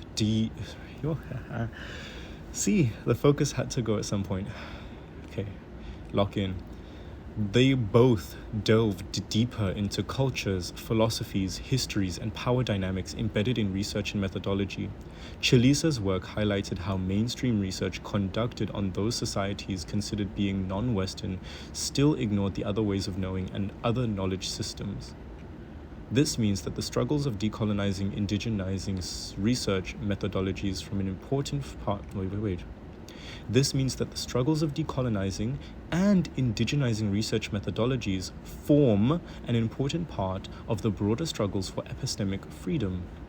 Chilisa argued, social science research needs to involve spirituality in research, respecting communal forms of living that are non-Western, and creating space for inquiries based on relational realities and forms of knowing that are predominant among Western or non-Western peoples who are still being ignored, so non-Western or others who are being ignored. Chilisa formulated a useful definition of decolonization from the perspective of research. Decolonization is thus a process of conducting research in such a way that the worldviews of those who have suffered a long history of oppression and marginalization are given space to communicate from their frames of reference. It is a process that involves researching back to question how the disciplines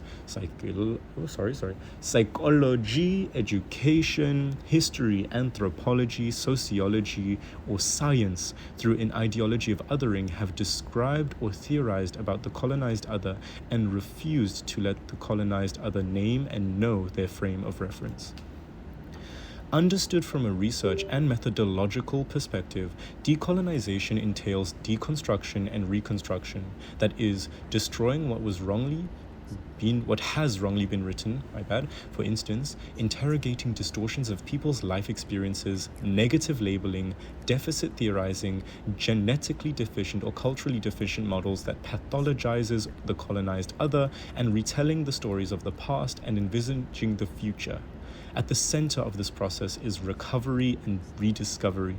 Decolonization is about attainment of self-determination and social justice, that is, seeking legitimacy for methodologies embedded in histories, experiences, ways of perceiving realities and value systems on the one hand, and on the other, giving voice to the researched and moves from deficient-based orientation to reinforcing practices that have sustained the lives of the researched. Chilisa's work articulated what she termed a post-colonial indigenous research paradigm as a framework of belief systems that emanate from the lived experiences, values, and history of those belittled and marginalized by Euro-Western research paradigms. To Chilisa, a post-colonial indigenous research is thus informed by relational ontologies, relational epistemologies, and relational axiology. Ooh, that's a big word for Elmo. Let's say what axiology means, just as a refresher. Okay, so axiology is the philosophical study of value. Okay. It's the theory of value, philosophical study of value and goodness in the broadest sense. Thank you, Encyclopedia Britannica. Organization of the book. Funny how we just talked about Encyclopedia Britannica and now we're talking about the organization of the book. Let's move on. The core chapters of the book are constructed among major African intellectual and political thinkers. The emphasis is on how such intellectuals and political thinkers advanced the struggles of epistemic freedom. Featured in this book are such African intellectuals and political thinkers such as Cheikh Anta Diop, Edward Vilmont Blyden, Frantz Fanon, Danny W. Nab-Odere, Catherine Odora Hoppers, Pauline H. Hauntonji, Oyaronke Oyawumi, Bagele Chilisa, Jacques Depelchin, Mahmoud Mamdani, Achille Mbembe, Samir Amin, Francis Nyam Njo, Tandika Mkandawire, Isa Shiviji, Peter Eke, Ali A. Mazurai, Leopold Sedar Senghor, Kwame Nkrumah, Toyin Falola, Neville Alexander, Ngugi wa Thiong'o, Jean Komarov and John L. Komarov, Yirga Gelau Waldes. I'm going to ask how to pronounce these people's name. I feel like I really should know as an African scholar. I'm really embarrassing myself as an African scholar. In the comments below, tell me how I need to pronounce these names. Amilcar Cabral, Kenneth Kaunda, and Nelson Mandela, among many others. Some are dealt with in the introductory chapter as they provide invaluable concepts usable in framing the debates on epistemic freedom, and others are included in the core chapters of this book. The choice of African thinkers was not random. It was determined by the relevance of their intellectual and political thought and interventions to the core themes of the book. The core themes of the book range from epistemic freedom, epistemological decolonization, decolonizing the university, Africanacity, cognitive justice, national question, meaning of freedom, decolonial pedagogy to African features. Therefore, such African thinkers as Edward Vilmont Blyden, who was among the first people to fight for an African university, could not be ignored in a book dwelling with struggles for epistemic freedom. Mamdani's work, which emphasized the historical legitimacy of Africa as a unit of analysis, and revolted against writing African history by analogy, is very important in understanding issues of epistemic freedom. Because epistemic and ontological questions are inextricably intertwined, the expansive archive of Ali A. Mazurai, who persistently argued for the invention of open Africanicity predicted on the triple heritage and abolition of continental boundaries, became very useful. Who would ignore the useful work of Ngugi wa Thiong'o, who has consistently written and fought for the decolonization of the African minds, and Leopold Sedar Senghor, who argued for a planetary negritude as part of deprovincializing Africa. One question, I wish they would also mention Aimé Césaire, because I really do mess with Aimé Césaire. I wrote about him, and his stuff about the boomerang effect was also really powerful for me. Continuing, the global icon Nelson Rolihlahla Mandela, who introduced a new politics founded on the will to live rather than the will to power, as well as innovative conceptions of justice predicated on the survival of both perpetrators and victims, advanced our thinking on the political in Africa. Oyarunke Oyawumi's decolonial feminist sociological work revolutionized our understanding of the problems of using Western thought in understanding African reality, and demonstrated empirically and theoretically how the woman question emerged as an imposition on such societies as the Yoruba of Nigeria. Bagele Chalisa's interventions in the sacred field of methodology and research, boldly making a convenience case for use of indigenous research methodologies, cannot be ignored in any work concerned with epistemic freedom. Toyin Falola, that Wow, we're gonna head to the dictionary. Where are we going? The dictionary. 1 second. Indefatigable. Okay, indefatigable.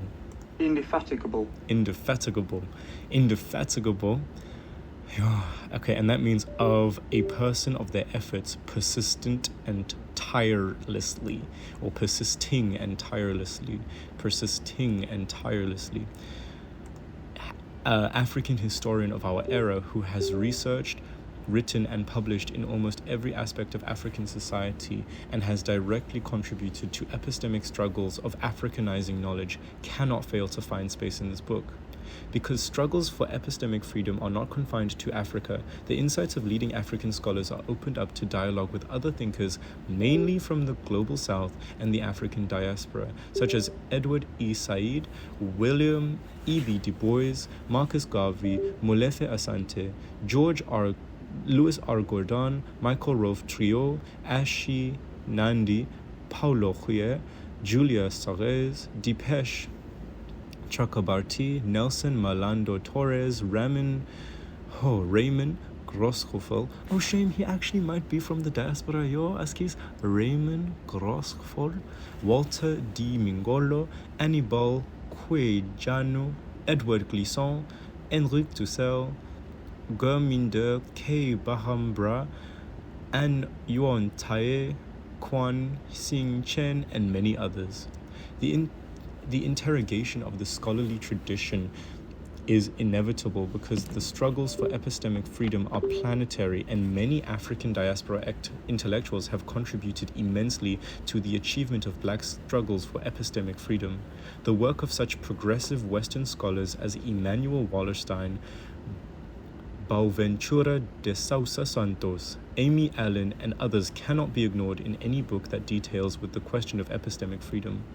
This is because they continue the tradition of critique of Eurocentrism from the inside of Europe.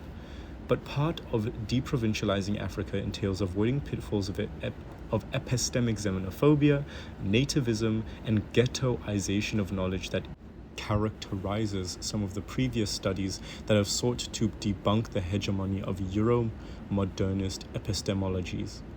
The book is organized into 10 thematic chapters. This introductory chapter sets the decolonial tone for the book and opens the canvas on the meanings and debates on provincializing and deprovincializing, as well as epistemic freedom versus academic freedom.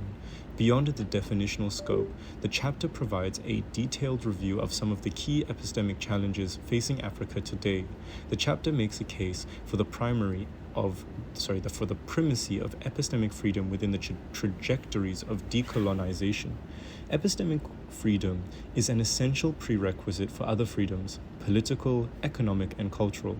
While political, economic, and epistemic decolonization were inextricably intertwined, the privileging of seeking the political kingdom that was emphasized in the decolonization of the 20th century has proven to be problematic unless it is underpinned by strong epistemic freedom, which generates a necessary decolonial attitude and decolonial consciousness needed for sustenance of political and economic freedom. The second chapter defines key contours of the decolonization of 21st century, otherwise known as decoloniality, in the process introducing not only the key nomenclatures of decolonization, but also fleshing out the idea of three empires: physical, commercial, and military, non-territorial, and metaphysical, that provoked three trajectories of decolonization: political, economic, and epistemological. It proceeds to lay out the three units of analysis: power, knowledge, and being, that underpin and propel decoloniality. At the same time, the chapter brings into creative dialogue and complementarity the decolonial ideas and concepts cascading from different epistemic sites such as Latin America, the Caribbean, Asia, Africa, and African diaspora to enrich the epistemic struggles, which are taking a planetary course and scope. Thus, such concepts as subaltern, African existential philosophy, creolization, coloniality of being, coloniality of power, coloniality of knowledge are brought into dialogue with African ones such as neocolonialism, dismemberment, remembering, delinking, moving the center, colonialism of special type, African personality, negritude, Ethiopianism, Pan-Africanism, and many others. The third chapter addresses triple issues of ontology, epistemology, and pedagogy. Its tone is philosophical as it articulates three ontological oriented understandings of the human, rehumanizing, humanizing, and posthumanism, and their interconnections with epistemology. It proceeds to flesh out a decolonial attitude as a necessity for epistemological decolonization. 6 dimensions of Yo, this reading loves a good list. This reading loves a good list. We had 13s, we had 7s, we had 6 dimensions of epistemological decolonization: provincializing Europe while deprovincializing Africa, Africanizing knowledge, decolonial critique of existing knowledge, adding to the existing knowledge, ecologies of knowledges, and the problematic nativist approach to knowledge are distilled and explained. It processes.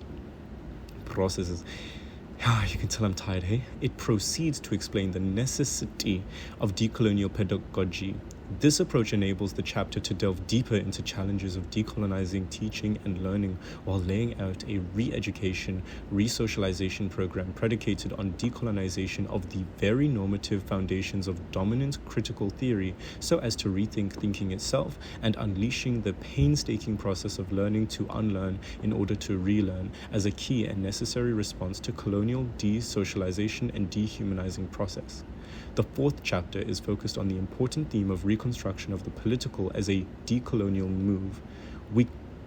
Can't we begin with a decolonial appreciation of how the biblical shift from the Old Testament to the New Testament with Jesus Christ of Nazareth leading the offensive against old Judaic, Abrahamic, and Roman Christendom's inflexible laws and traditions as key symbolic, if not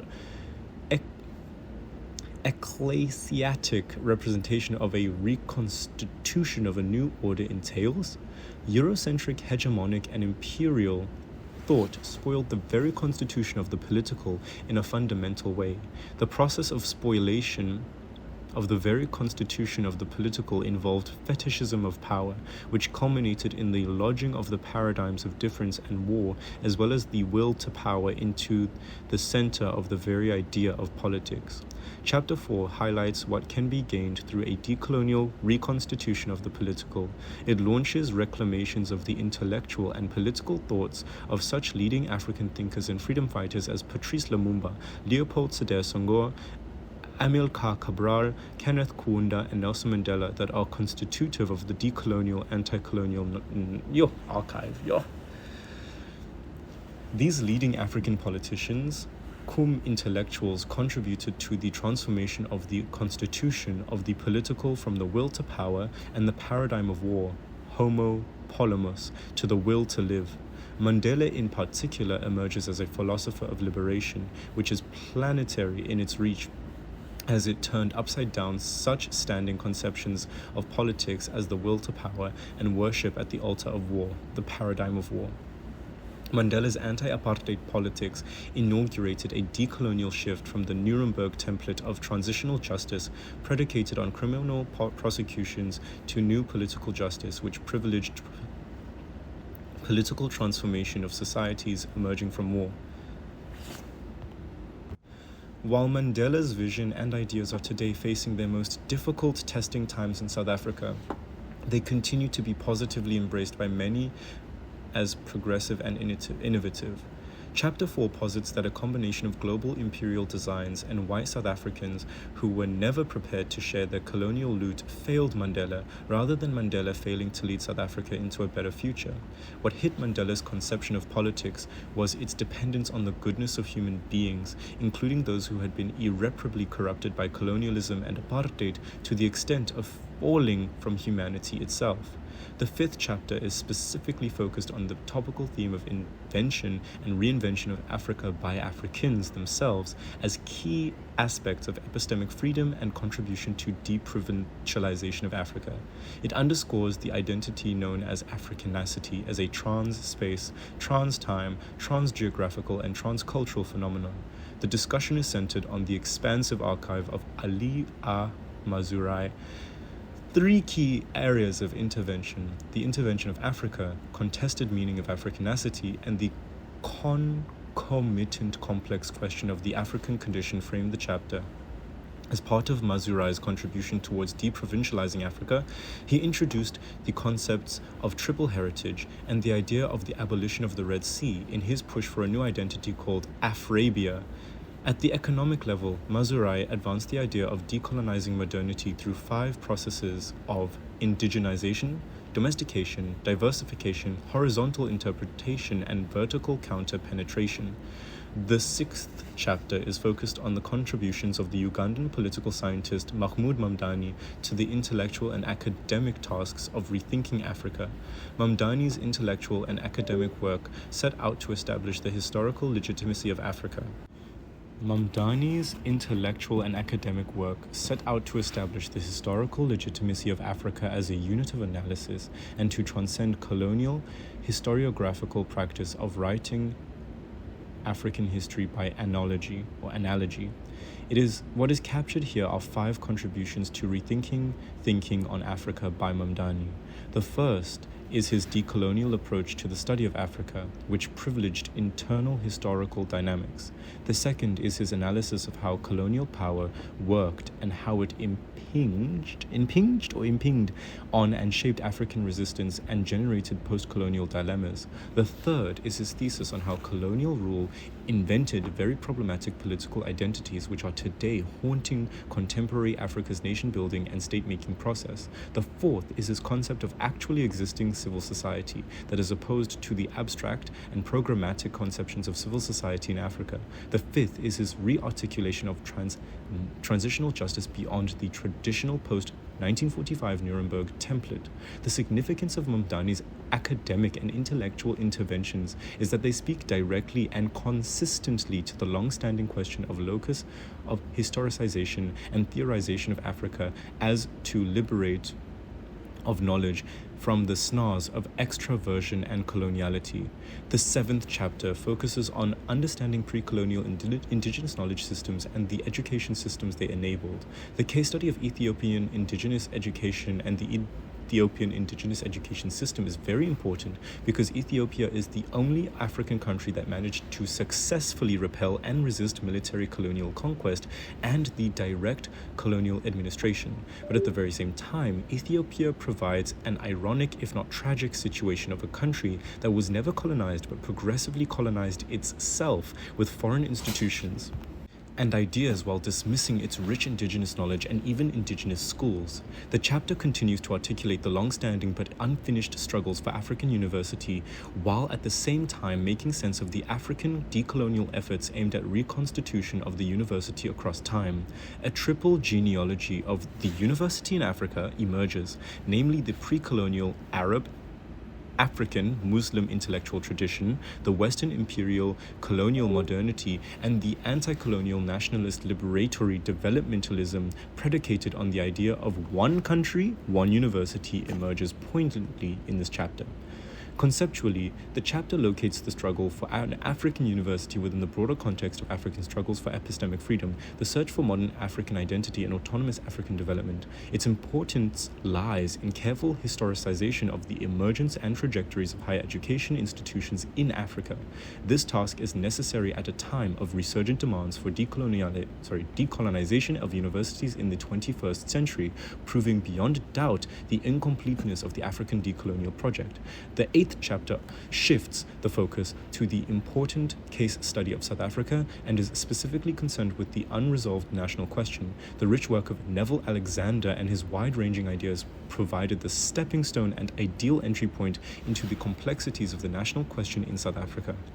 What the chapter provides is a deep historicization of the national question, tracing it from its pre-colonial lineage that is often ignored and consequently highlighting the areas of divergence and conflict in the various imaginations of post-apartheid South Africa. It concludes with a reflection on the idea of South Africa as a difficult liberal experiment in which the triple imperatives of the National Democratic Revolution, NDR, decolonization, and liberal constitutionalism are in deep tension. South Africa is chosen as a case study because it today is one of the highly volatile sites of multiple struggles, including that spearheaded by students, which demands decolonization in a country which was said to have gained its political independence in 1910. Okay, the reason why that's significant is because 1994 is when the end of apartheid happened and 1948 is when apartheid started. But then what do we account for 1910? I'll explain. 1910 was technically the union of South Africa with Britain and the Afrikaners, the white settlers. So that's a very important date because it leaves out indigenous African people who are here. Okay, ready? South Africa is located in a strategic region of southern Africa and is one of those sites that were imagined on the image of Europe despite its location on the southernmost tip of Africa. It is therefore important to understand the very idea of South Africa and why it has been consistently generating so many conflicts. The national question is framed by the broader intersecting context of modernity, colonialism, decolonization, and post-colonialism. The national question is a perennial challenge in Africa in general and South Africa in particular. It haunted colonialism as the native question, African nationalism and decolonization as the racial and colonial question, and post-colonialism as nation-building and state-making. It has re-emerged today as constitutive element of epistemological decolonization. The 9th chapter turns to the most recent struggles for decolonization of South African universities in particular. The chapter locates and theorizes the Rhodes Must Fall movements within a broader context of a broader epistemic and systemic crisis engulfing the modern world. Thus, it provides details on 3 phases of African anti-colonial protests of the 1950s and 1960s.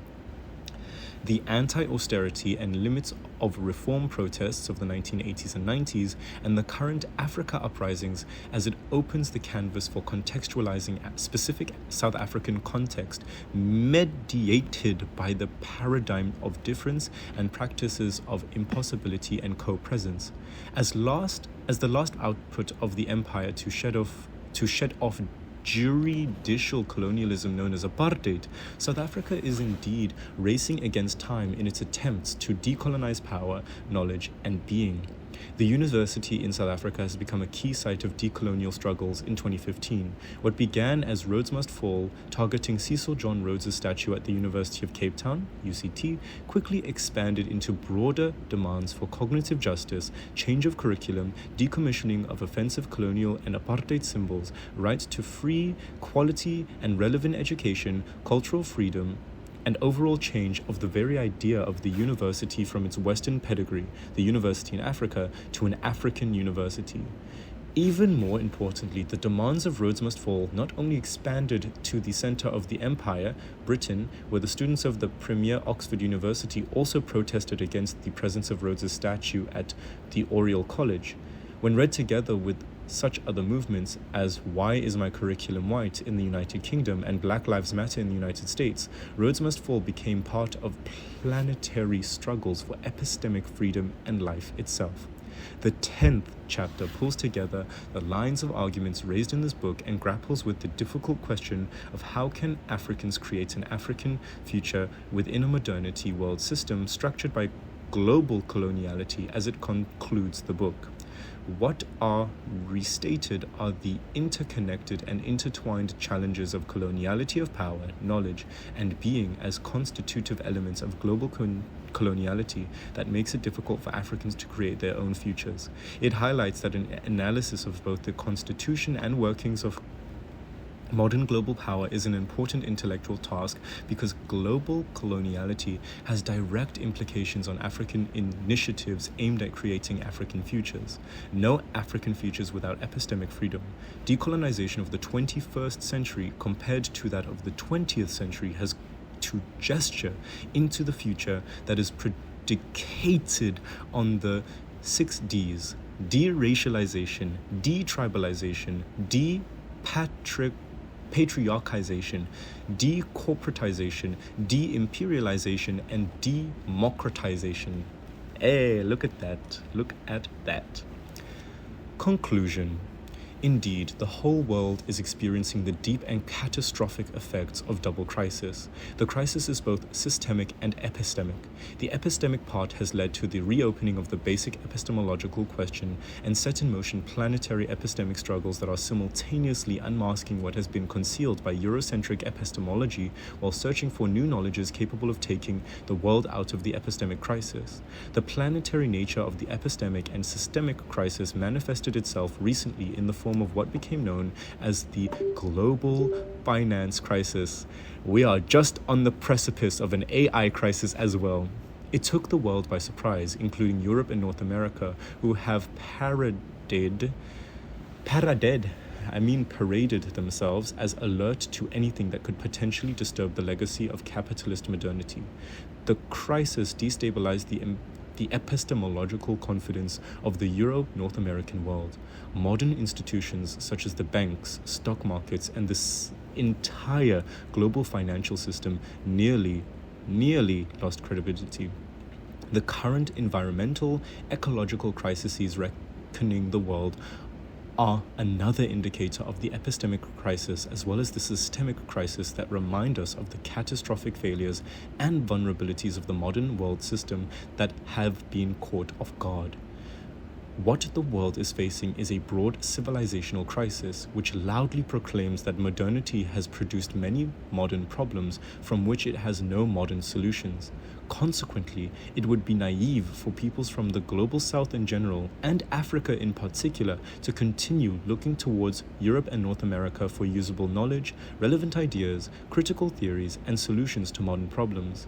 This is why this book calls for intensification of African struggles for epistemic freedom as a way of rehabilitating the entire world from the current systemic and epistemic crises.